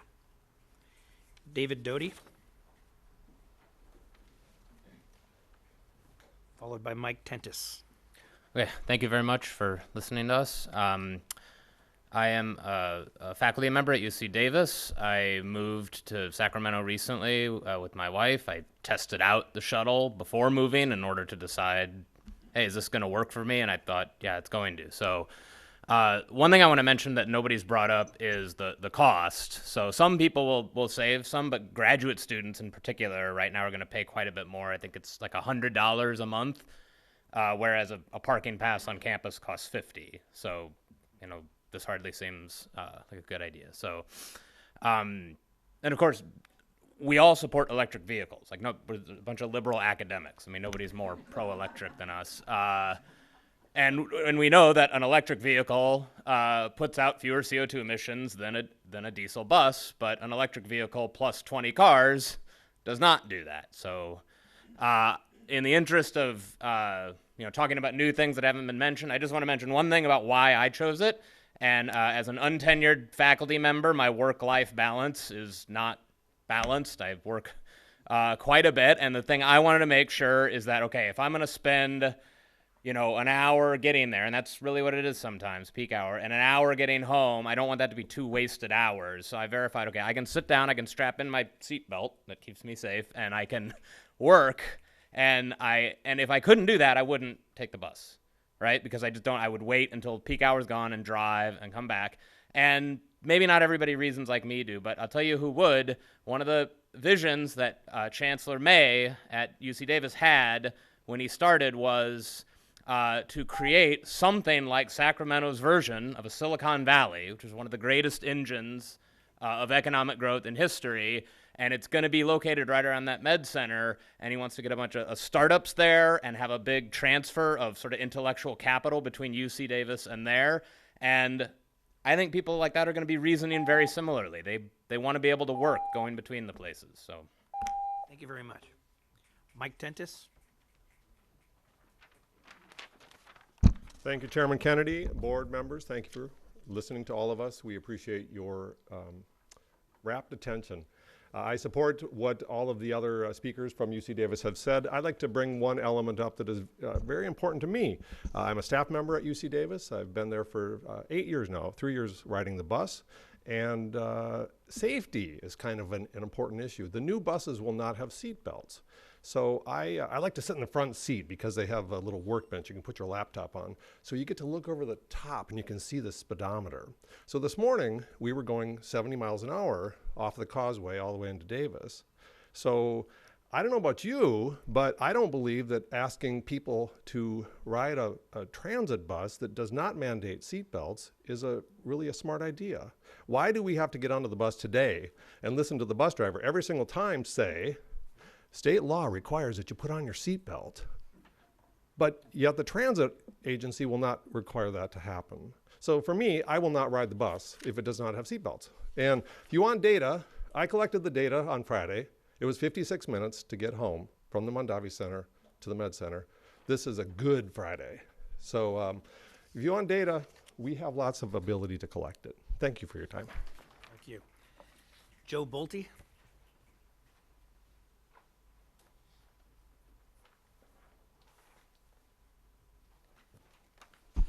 Good evening, board. I'm a resident of Davis, but not a member of the UC Davis community, so I cannot take the current shuttle. I believe there's an enormous amount of unmet demand for a rapid express bus between the highest demand locations in Davis and Sacramento, including UC Davis Health. But the current plan is not that express bus. There's no service to downtown Davis. There's no service to the center of UC Davis campus. UCD Mondavi and what's the acronym, the Biomed, they're very, very far from the center of campus, which is Shields Library, Memorial Union, and the Silo, which already have a very, very rapid bus service. So we have very much the wrong stops in Davis. Other folks have shared their concerns about the route in Sacramento. I do believe that it's a huge shame to drive past downtown Sacramento without giving any affordance for folks to get to downtown Sacramento. On the other hand, the current plan will take an enormous amount of time in local traffic, and it'll save some of that if it stays on the interstate. Route issues are one thing, and I want to say I appreciate the willingness of SAC-RT, YOLO Bus, UC Davis to work together and collaborate, but I don't think they have a good collaboration system for getting information to passengers. And to give evidence of that, let me read a section from the proposal that is before you right now. This says, the new service would be branded as the Causeway Connection and jointly operated by SAC-RT and YCTD. UCD would maintain a central web page for the service. Phone calls would be directed to a single number, which will then be routed 50-50 to SAC-RT or YCTD. Does that sound like a recipe for a seamless customer experience? No, it doesn't. Both agencies would use the same route number, and timetables would include trips operated by either agency. For real-time information, customers would be added to a single third-party app that would present both agencies' information to create a seamless customer experience. I think we are close to a good plan, but we definitely have not seen it tonight. We need more time to get the plan right. Thank you. Thank you very much. That is the last card that I have from the public. Is there anyone that did not turn a card in who would like to? Yes, please step forward. Thank you. I'm Michael Delgado. I am an employee at UC Davis. I'm a postdoctoral researcher. I work on both campuses, so I go back and forth a lot. And I travel on non-peak hours often. And so I'm just here to make a plea for the route to include more than Mondavi. Here's the Mondavi stop. Here's the veterinary campus where I work. This is a mile plus, so it's a 25-minute walk from Mondavi to the vet campus if I cannot take my bicycle, which it does not seem like it's likely that I will be able to on every route. If it's 100 degrees out, if it's pouring in the rain, 25-minute walk to get to my office is not really acceptable to me as someone who wants to use transit.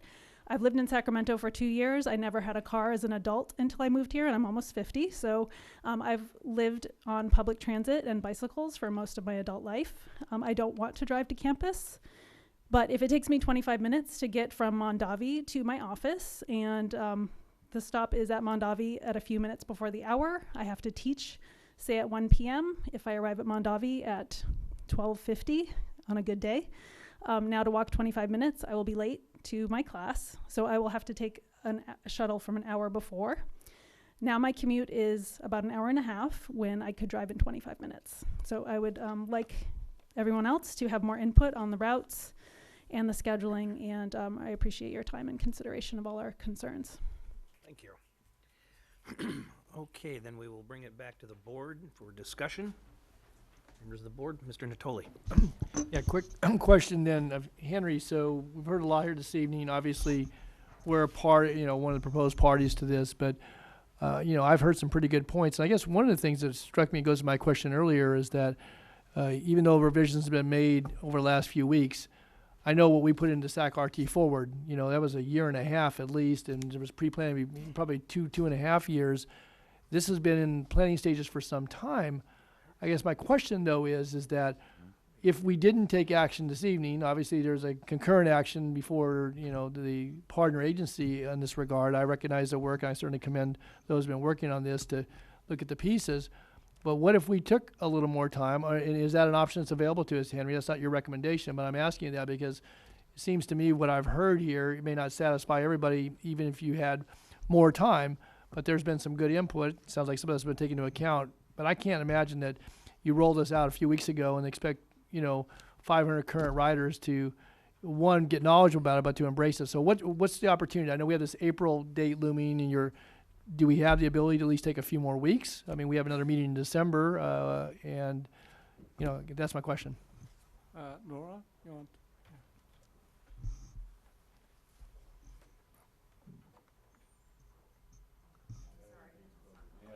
It's not a cordless mic. Our option at this point, we could take this at the December 9th meeting and still be able to implement in April, although it's not ideal. It gives our scheduling team and our operations team less time to implement. If we go beyond that meeting, it would postpone implementation until June. It would be the June operator sign up at that point. Okay. And just one other question then. So is there any, people have talked about how, money coming from outside sources for it. So is there anything that by whether it's a few week delay or even if it was to go a little longer to put us into June, again, that may throw off other people's anticipated schedules, but do we forego any grant funding if it got pushed from April to June, or we took some more time here? Laura, is there anything that's in jeopardy? I believe that the grant funding will flow when the service is in operation. We do intend the vehicles and the vehicle charging to be ready to go by the end of the year. So that would mean our capital investment would not be utilized as soon as. Okay, so it's a little sunk investment for a bit of time, but again, and still it'd be a matter of 3 months versus a lengthy amount of time. Okay, thanks. Any others? Mr. Miller? Quick question. When is graduation at Davis? June? That's why June would make a little more sense to me, rather than changing schedules in the middle of a school year. Any others? My only question would be getting confirmation of the estimated travel times, and it sounds like there's a big disparity in those travel times, so that needs to be tied down. Yeah, I will say, when it comes to developing the schedule, we use combination of quantitative and qualitative sources. A fair amount of what we do is we'll just look at Google for our run times from end to end. This is a point-to-point service on the freeway. But we have existing data too, more on the ridership side than the schedule side.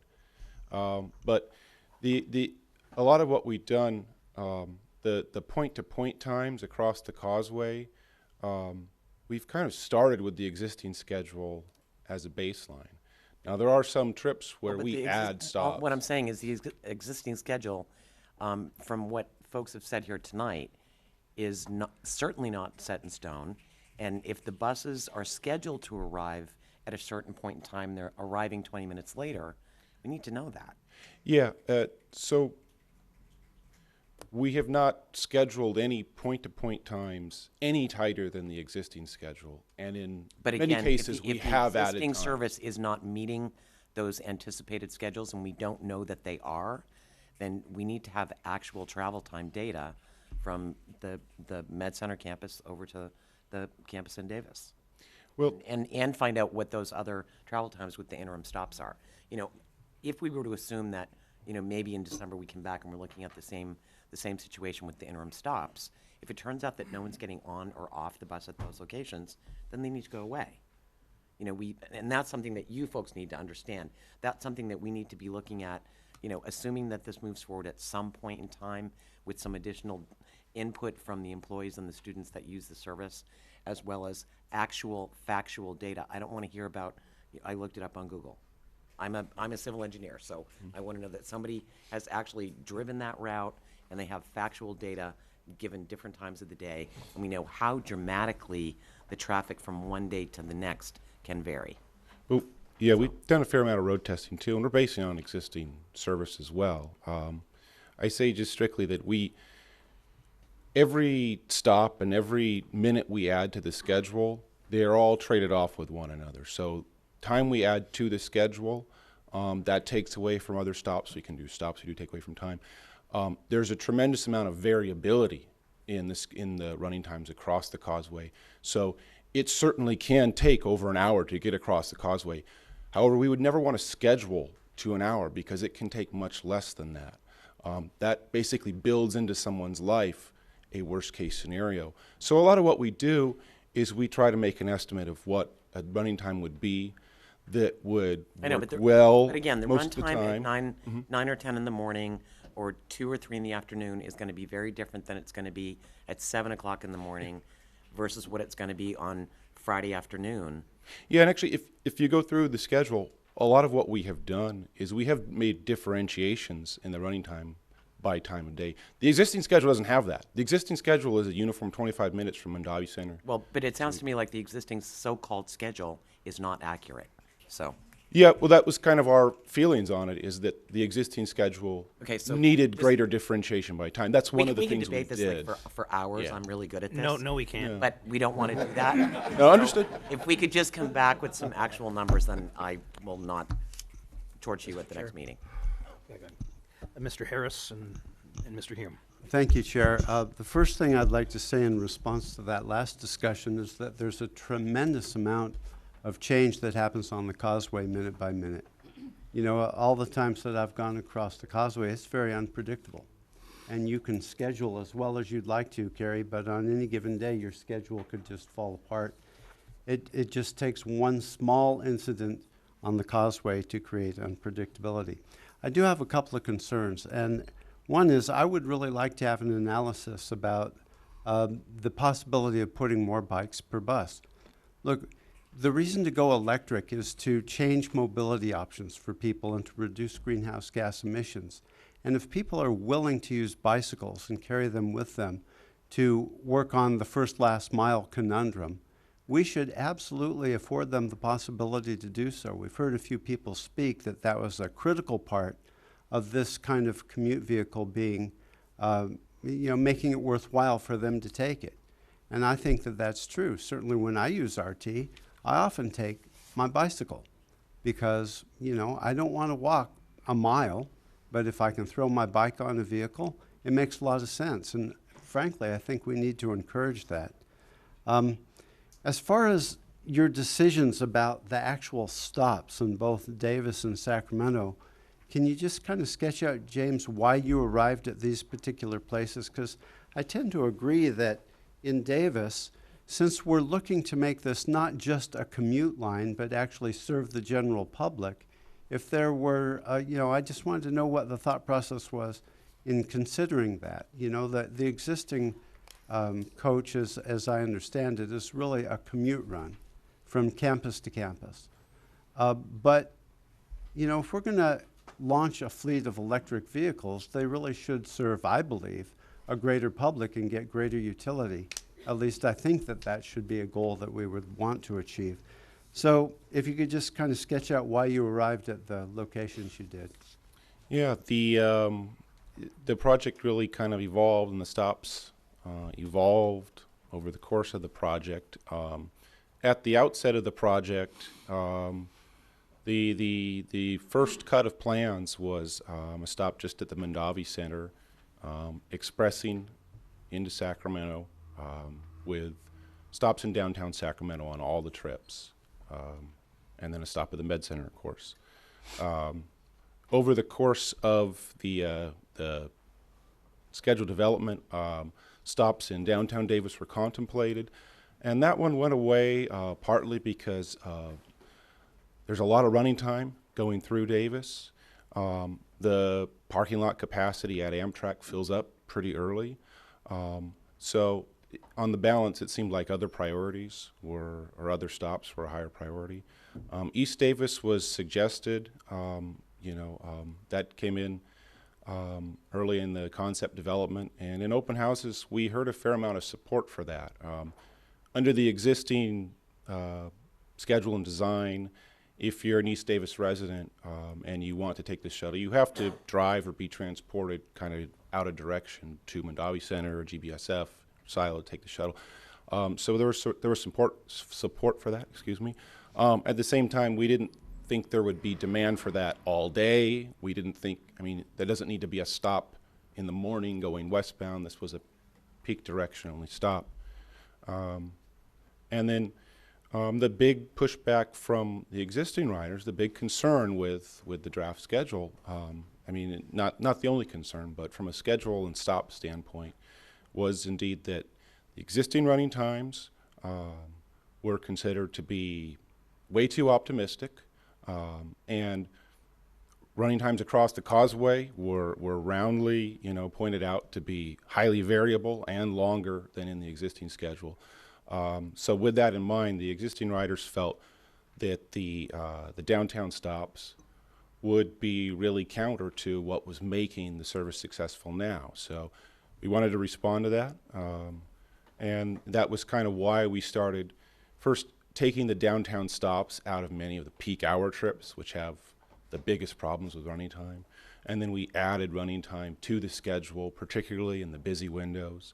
Over the last several years, the commute time on the Causeway has not only gotten more severe, but it's become a lot more severe from our standpoint in the reverse peak direction. The commute into San Francisco essentially is the heavier commute now, and that really wasn't reflected in the existing schedule whatsoever. So we made adjustments from that baseline of the existing schedule to account for that. And no one is saying that this bus will run on time 100% of the time. The run times on the Causeway are way too variable for that. But what we did try to do to account for that is, in addition to the times across the Causeway, the times at the end of the trip, at either end, what we call the recovery time, the padding in the schedule so that the next trip can start on time. We were very conservative with that to make sure there's time to recover the schedule. In the event of one of those hour-plus trips across the Causeway, we want that bus to have some padding in the schedule so that it has a good chance of starting the next trip on time. Normally when we develop routes in and around downtown, you want some of that, but you want it to be kept to a minimum. You want that bus in service when we're paying a driver. But for a schedule like this with so much variability, we thought it was important to add a fair amount of padding with that. And that was all traded off with, every stop takes time, right? So there are a lot of trade-offs that went into this. I hope I've gone on a bit. I hope I sort of answered your question. I appreciate the discussion. So how flexible are you? If you launch this service as advertised and you're finding it's not fitting the need, how nimble can RT be in making adjustments so it really does fit the needs of the riders? It depends on the size of the adjustment. Minor adjustments to the schedule, those can be made. We ordinarily try to make them on a quarterly basis because you've got so many different printed materials and electronic materials, but every day, every week, we have detours and things, so things come up on an episodic basis that we have to respond to. Changes in the level of service have a budget impact, so those obviously are a much longer pipeline. So if we put this decision over for a month until December, what would you do in the interim between now and then to address the concerns you heard tonight? So postponement of a decision on this to December essentially takes some time away from our schedulers and operations trainers. They have a long, difficult job. like anyone with a job of 90 days, there's an amount of time budgeted. And December 1st is customarily our drop dead date to get any changes to our schedulers. They have to write and optimize schedules for 450 different drivers. Vehicles and driver shifts all have to be made. They have to pay correctly. They have to go into bid documents. It all has to be accurate. It has to go to the union and be proofed. So it's a complicated job. It's not a day or two kind of job. So we try to stick to these deadlines. This is in particular a complicated service. You know, we're coordinating this with Yola Bus. We're going into a new service area. So there's training involved with new streets and roads and those kinds of things. But to table the decision to December 9th, you know, it takes a week or so out of their timeline to do things. It doesn't completely invalidate the process. If we were to miss the December 9th deadline, then yeah, we would be missing our April round of service changes and we'd be pushed into June. Okay, thank you. Mr. Hume. Thank you, Mr. Chair. I want to begin. I think that Director Harris made some great comments with respect to that first and second mile mobility and sort of the changing face of short trips. And the more that we can do to increase the variety of mobility between those urban cores or urban areas, I think is a good thing all around. And so I generally am very much in support of the concept of this program, that what it's hoping to achieve, and also that it is opening itself up to a greater ridership than is currently being enjoyed.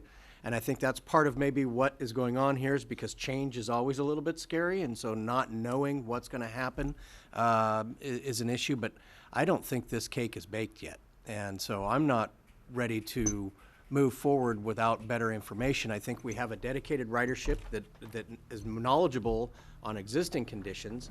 I think we have a program that has laudable goals, but if those goals are not met, it's all for naught. I mean, I view this as really being a kind of a tipping point for mobility between these two regions. And if it's done correctly, it opens up a whole new slew of opportunities, but if it's not, it just becomes a financial boondoggle.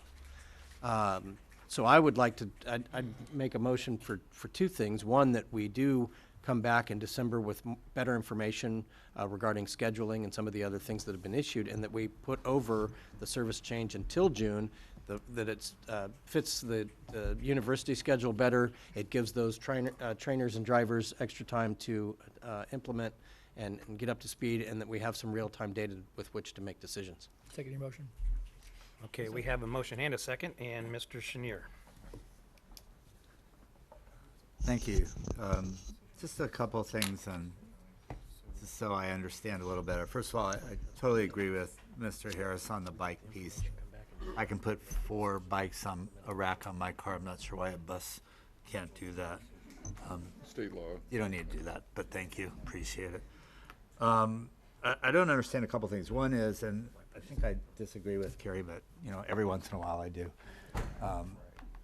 The traffic is the traffic, and it's, you know, when Mr. Tennis was talking about 56 minutes, that's going to be 56 minutes in any vehicle, and if someone's getting out of their car and they're going to drive, it's going to take as long until we can get the shoulder piece going as well. So I don't see that as an issue. I think you all have to work on what a printed schedule looks like. I appreciate that you're giving kind of time in the middle there to catch up. You should be conservative. I also, I don't quite, maybe you can answer this, Mr. Faculty Member, why can't you work on the shuttle? If you're standing, it has half. Okay, so no, I know it has 33 seats versus 54. We've got one every 20 minutes on the headways when you're busy. But so it's standing versus if you're sitting, you can do it as well. So the work piece is based on how many people are on the bus, not the configuration of the seat or something like that. Okay. Well, I don't know what the seats are like, but I don't know. I'm just wondering why you can't work on. I mean, I'm sorry. Thanks. You know, I think this is the right thing to do. I don't have a major problem putting it off for a couple of weeks. I still think if we can make April, we should make April. It's an important thing to do. It's the right thing to do for climate. It gets to, you know, we've spent, for some of us here who are on SACOG, We spent a lot of time getting to our new MTP and trying to get a 19% reduction. This is a piece of that puzzle. It's an important piece, and it also sets a tone for where we want to go as a community over the next decade. If we're going to do anything about climate change, it has to start with us. And so I think for a lot of things that we do and for a lot of people, that's going to require some change, and it's going to require probably some things that aren't as easy as they are now. But that's a sacrifice that I'm sure. I'm sorry, please let me speak. Did I interrupt you? Yeah. Thank you, appreciate it. Again, I'm willing to give it a couple more weeks. I'd like to see if we can make it, Mr. Hume, leave it to staff on a recommendation on if we can make it and implement in April if they feel comfortable doing that. If not, they can come back. So I don't know if you'd accept that as an amendment to your motion. We'll have him state the motion clear when we get closer to a vote. Yeah. Because I had a similar question about the timing. Yeah. I'm just agreeing with the timing needs to be looked at. Yeah, so let's take a look at it. I think staff can collect data, and if they can work with the riders here to help collect that data, that's great. I think we've done good jobs making database decisions. SAC-RT Forward spent a year and a half, 2 years collecting that and collecting people's opinions. We should definitely do that. I appreciate UC's apology going forward, but we just need to do a better job when we do outreach on that. But, from us, we spent 2 years doing SAC-RT Forward, and we still get complaints. So there will be complaints. I think that's just something that we have to live with. That's going to go forward. We do everything we can to mitigate as best that we can. But that's my piece. So I'm going to support that motion if we can make it a staff recommendation to go with April, and if not April, then June. Okay, anybody, Vice Chair Hansen. Thank you, Mr. Chair. I do have some questions. I think the idea to put this over for a few weeks is probably beneficial. This is the first time the board has really had a chance to dig into this. I also think, though, and I have got my questions, just overall, this is really exciting. It's sad that we've gotten off on the wrong foot with people holding signs and essentially protesting the action, because this is the region's first opportunity, thanks to the money from Electrify America, to invest in a fully electric bus service. And as much as Davis is the sustainability capital of our region, we want to connect it more effectively to the rest of the region. And this is very promising. I think that the questions that have been raised, some of them I think have a ton of merit. And then I also hear what is change and employee benefit. And I sympathize with that, because people have adapted their lives to the schedules, the comfort, the amenities, but also the idea that this is a little bit of a sanctuary. Even though it's not typical for public transit to have this point-to-point luxury charter service or charter service. I've heard some people describe it as very nice bathrooms and all that stuff. That's not a public bus. And I don't know, maybe that was wrong, but I also saw some people heard some people saying they might quit their jobs if there's a public bus service that replaces it. And I think ideally the values of our region are very supportive of transit, of greenhouse gas reduction, vehicle miles traveled reduction, and this can be a very positive thing. But I do believe that Mr. Hume's motion to give us a few more weeks to address those questions is good, and I'll add a few more questions. But I would concur with Director Chenier that I am much more likely to support it if we defer the decision on how the service gets implemented with date, whether that's April or June or some other point, to the next meeting where we talk about this, just so that we have all of the information back in front of us. We can give the people who right now aren't supportive a chance to look at that idea, those ideas, that data, and also work with our staff on what it may look like. So here are a few questions.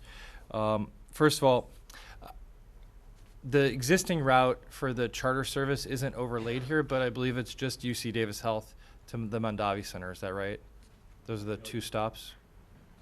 The existing route goes UC Davis Health, UC Davis Med Center into Davis, and there's 3 stops in Davis: the Mondavi Center, Okay. the GBSF Genome Facility, and the Silo Terminal.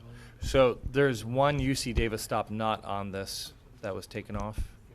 Correct. The silo stop is not proposed for the Causeway connection. So one of the things, as you come back, I'd just like to see that overlaid here, because one of the things I'm also wondering about the stop at T and 34th. I used to live near there, and I don't quite understand why we have a stop at T and 34th, because that's right where the highway gets off. Is that because there's a light rail stop there? Is that because there's a park and ride there? I can't think of why we need to stop at T and 34th. Why we need one? Yeah, why is that a stop?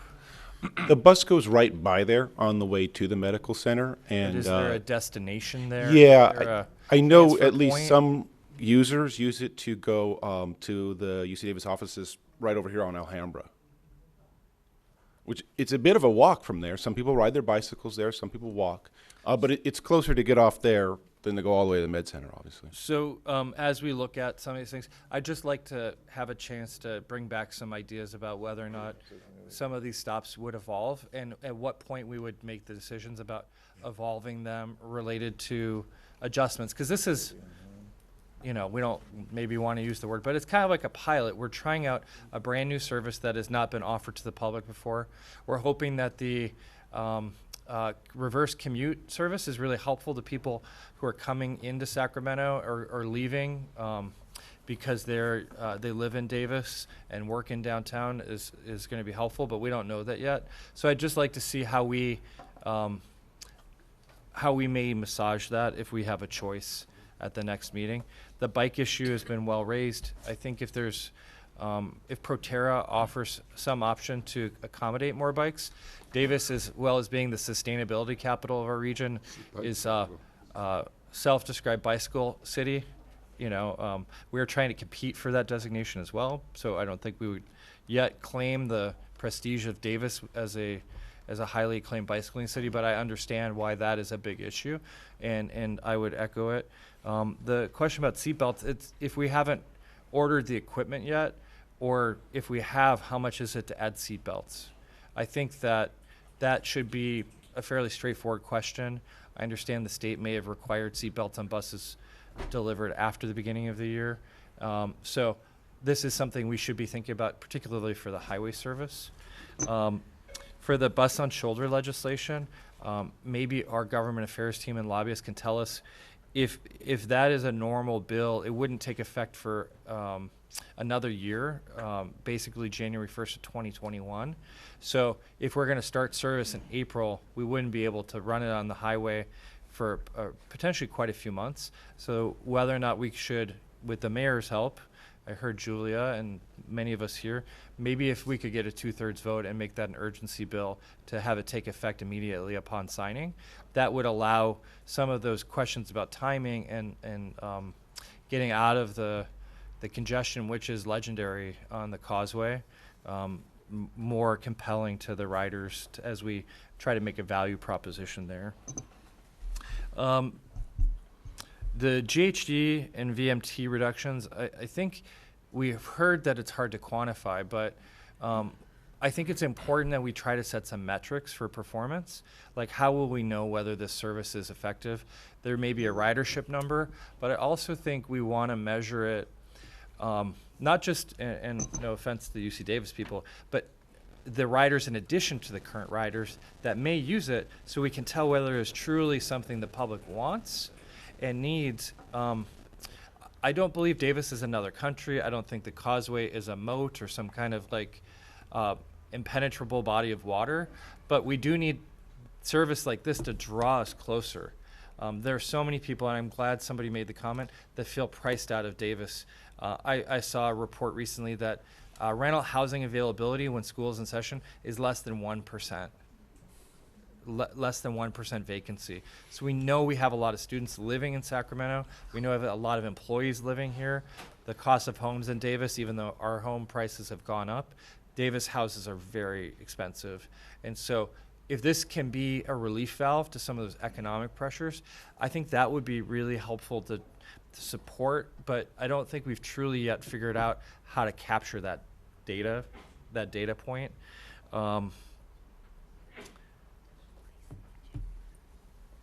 Is there going to be Wi-Fi on the buses? Yes. Okay, there will be Wi-Fi. That's good. I did not see that in the staff report. And then the last thing I would just say is, I know there's not a lot of time between now and 12/9, but I do think where there's a will, there's a way. Between the Sacramento riders, sorry, my brain is not working. Sacramento.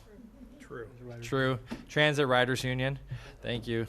Sarah and her band of Merry Warriors, and the UC Davis staff and professors and everyone else.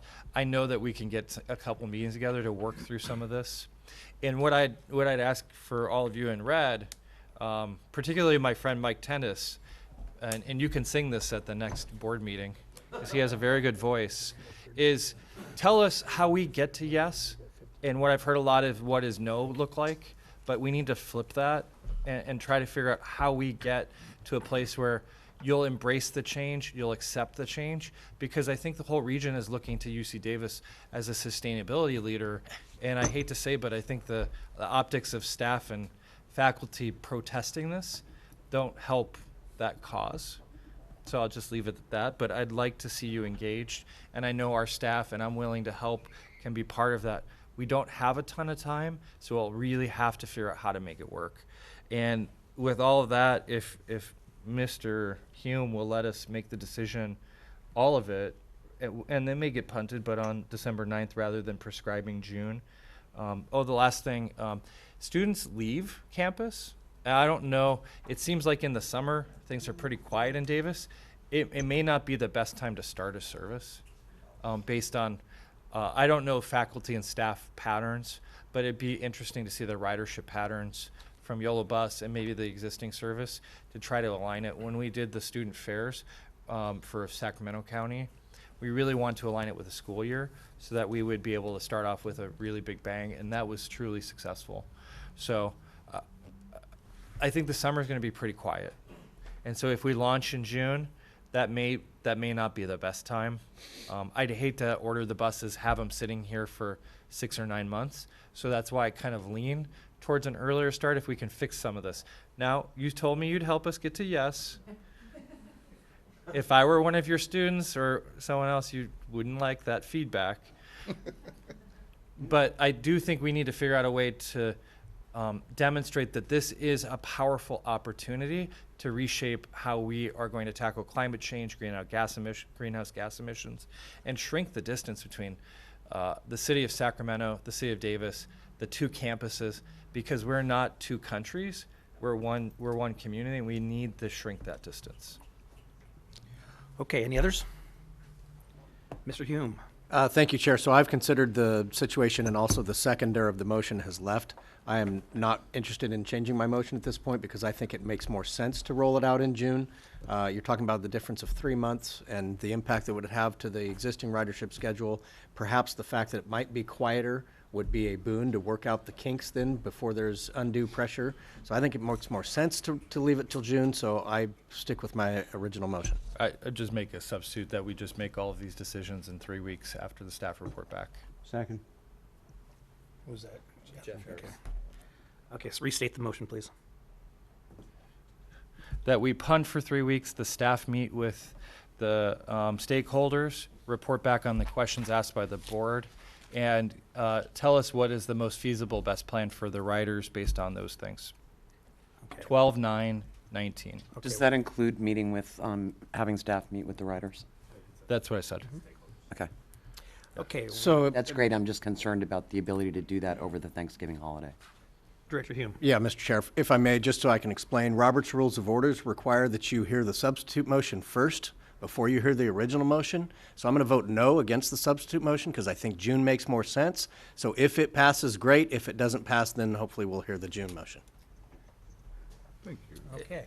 And just to be clear to the board, sorry, Mr. Chair, we can still decide June on the 9th. Sure. That's why I want that flexibility if we work out these issues. So, but I understand you love your motion. I do. I'm attached to it. Okay, we will, yes, Mr. Jennings. Just from a clarity standpoint, I want to make sure I understand the motion as far as at the meeting on the 9th of December, we will look at all options then, as opposed to just deciding now on on June. June? Yep. Okay, That's all right, perfect. Okay, with that, let's do a roll call vote. On the substitute. On the substitute motion, Yes. On the substitute motion, Director Budge is absent. Director Hanson, Aye. Director Harris, Aye. Director Howe, Yes. Director Hume, No. Director Jennings, Aye. Director Miller, No. Director Natoli is marked as being absent. Director Chenier, Aye. Director Cerna is marked as being absent, and Chair Kennedy. the chair will cast all 37 votes from the county of Sacramento as aye. Thank you. I know.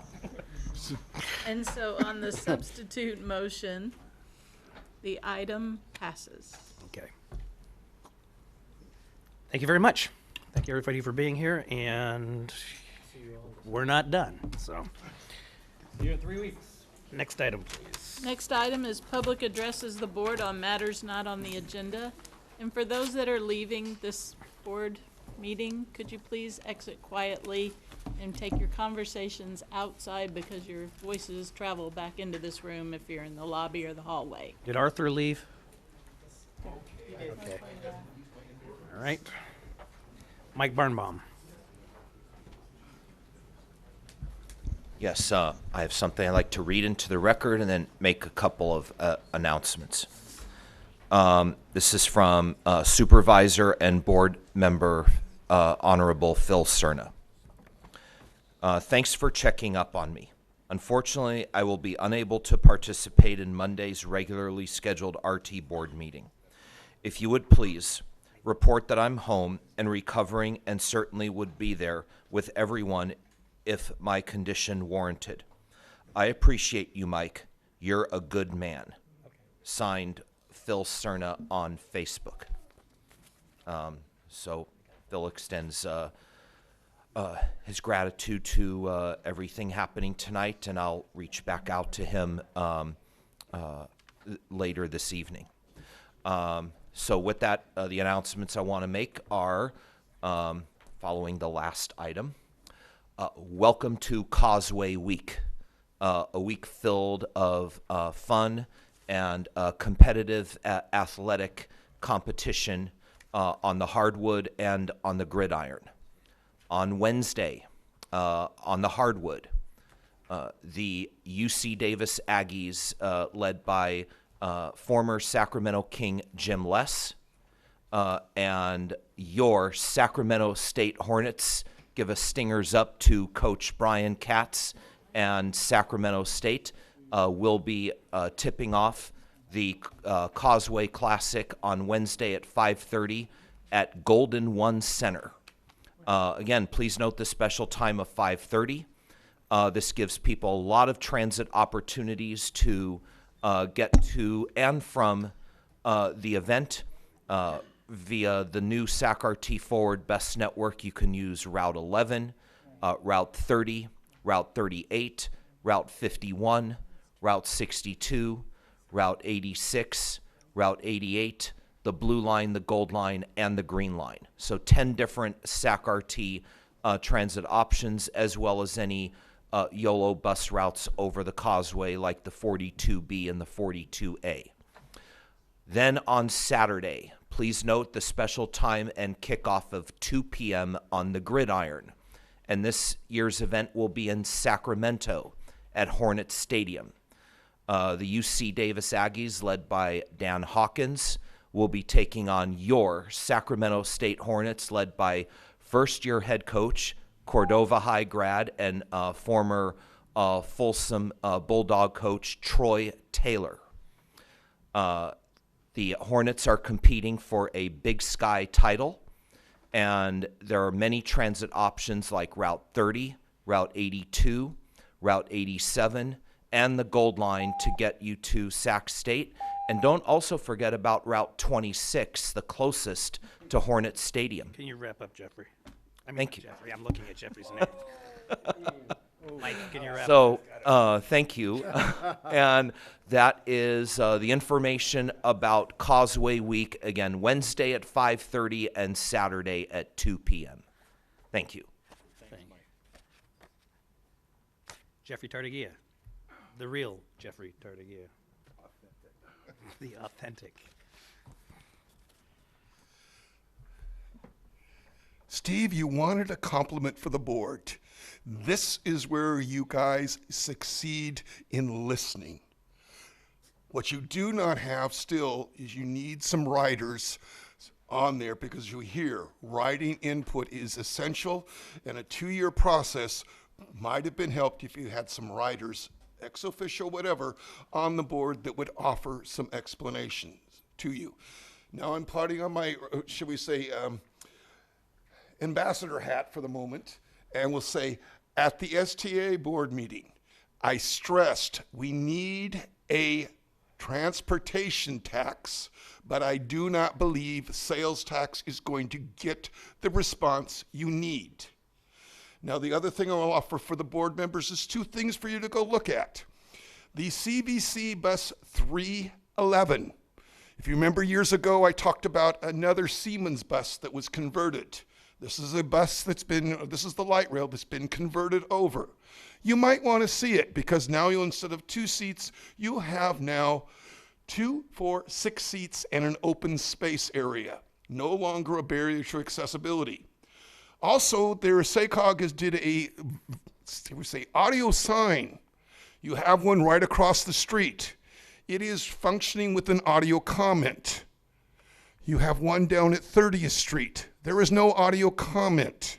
I do not know what selection and pilot programs, but it's time this board review its pilot projects and look and see what they have not answered and examined.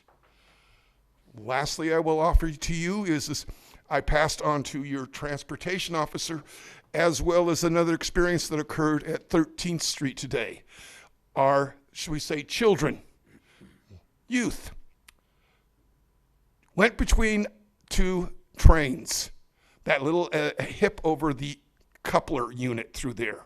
We fortunately had a yellow shirt person individual there that saw that, got on the train, and followed what we'll call best procedure. I spoke to Janet Librato before dealing with Arden Way when a yellow shirt did not do that procedure many years ago. So effective means I turned in a report. His name happens to be the same that I have as a middle name. His name is Nash. He is a black individual, but he did the right thing in the kid coming on board through there and spoke to them between 13th and 16th Street and then came back. Other things could be mentioned, but we won't go into there. I think I've given you enough to think on tonight. And board, think about what other things need to happen for the future. This comes out of James.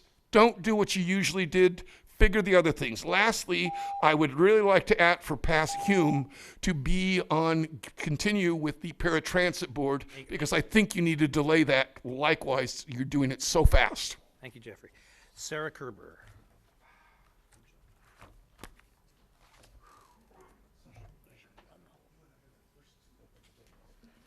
Sarah Kerber, Sacramento Transit Writers Union, SACTRU, if you forget. As 2019 comes to an end, SACTRU again requests staff to provide a report updating the board, the Mobility Advisory Council, and members of the public on a variety of pilot projects that have been implemented in recent years. Without regular review of successful or challenging pilot projects, it's difficult for stakeholders to know how funding should be invested in the future. We believe annual reviews will help make data-driven decisions, allowing SACRT to continue to develop and create the best comprehensive plan for the modernization of our system.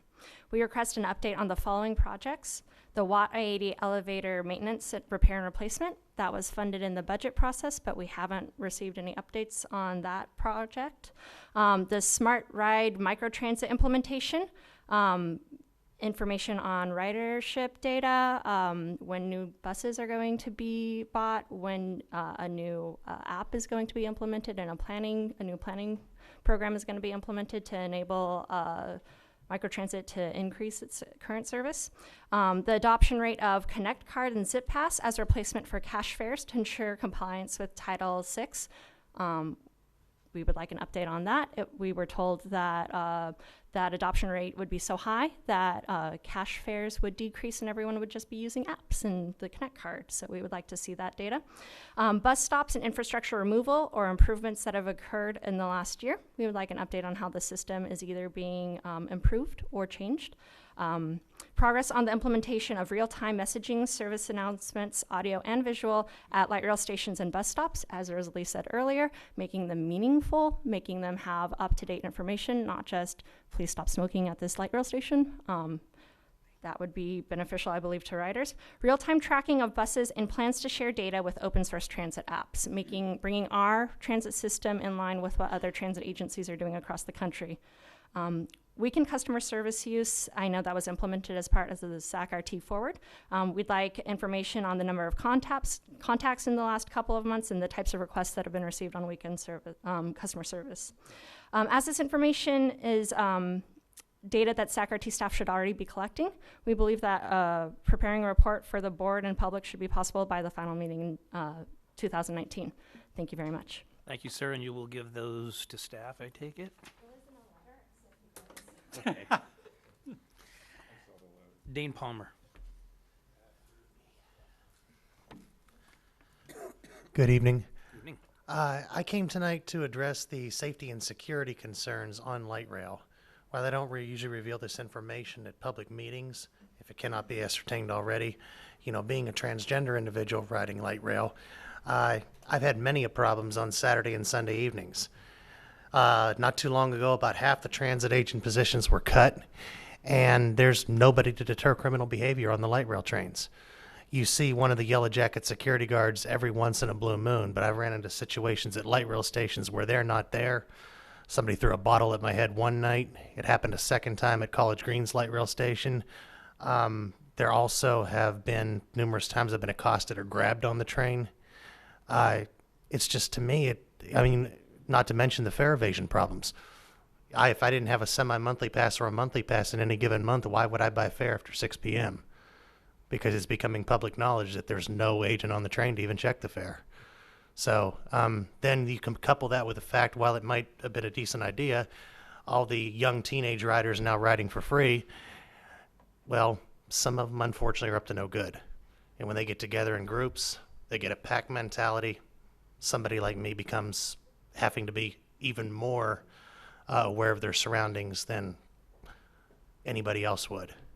So that, combined with the fact that the yellow jacket security guards, and I've had years of security experience in myself, I don't think know how to handle things very well on the trains. I had an incident over here just last Sunday in which I was basically, one of them got on the train, there's 4 bikes on the train, and I'm standing back against the wall to stay clear of the doorway, and she's like, move. Like she owned the train. It eventually led to a situation in which a formal complaint was filed just 2 days ago over the whole situation. That's not to mention one of the security guards who pursued me over something small through a couple light rail stops, using a particular 3-letter F word a couple times in that situation.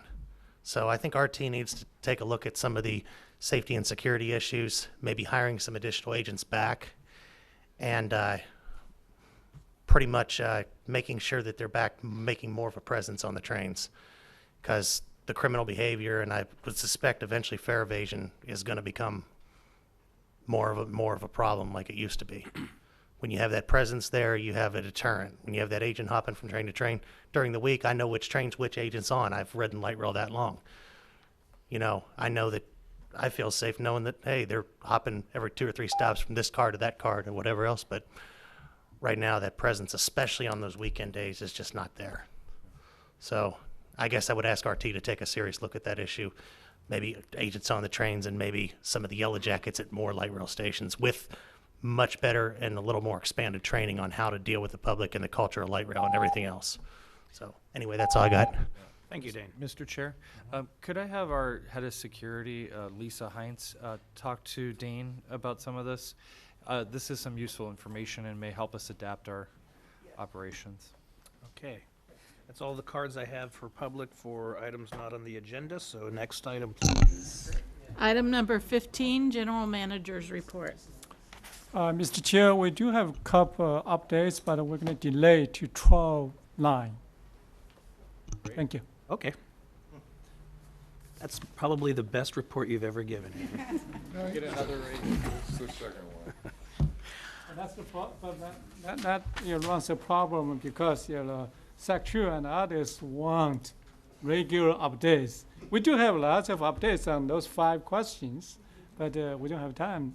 Okay. Thank you. Anything else? Next item.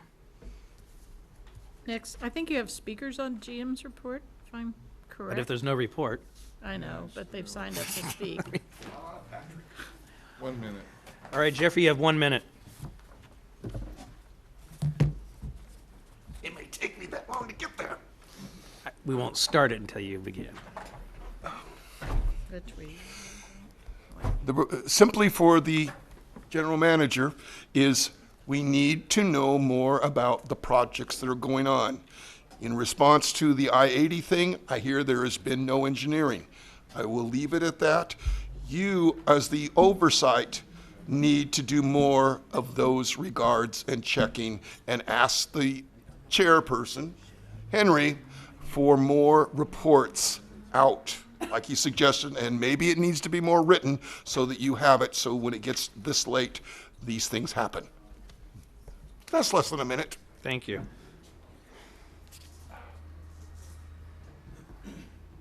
Okay. Excuse me. Next item is item number 16, the Paratransit Special Board Meeting on November 4th. You have a correction to the report at your dais and in the back of the room if Director Hume has anything to add. Mr. Hume. Thank you. Just one thing to add. We did make note of the fact that Kevin Welch will be retiring come January. If any of you know Kevin, you'd be hard-pressed to find somebody with more passion and compassion that they bring to their job every day. And so he will be sorely missed within the transit community. Thank you. And Jeffrey Tardaguia. My public comment is simply the fact that this is the first time I've seen a written report submitted to the public about paratransit this year. You guys had an agreement many years ago, and where Don's gone, and I think Pat's gone, that 2008, 2010, that things that affected paratransit, you should have a joint board meeting. You never did this, and starting in September of this year, you did just like you've got this month again, where you are doing a free day. That cost paratransit for free rides. I presume RT is paying for that, but was there any consultation with paratransit about any of these activities and what was to be changed? Because it seemed like September 1st, the first day that was used, there was not an acknowledgement to it, and it created a heck of a lot of chaos and confusion. I also will ask if it's possible, if you continue the January 9th meeting of Paratransit and next year, because Pat Hume is the history of paratransit, that perhaps ask him to stay with that until the dissolution of the resolution between RT and paratransit. I ask that for board consideration. Thank you. With that, any board comments? That is our last item, so we are adjourned.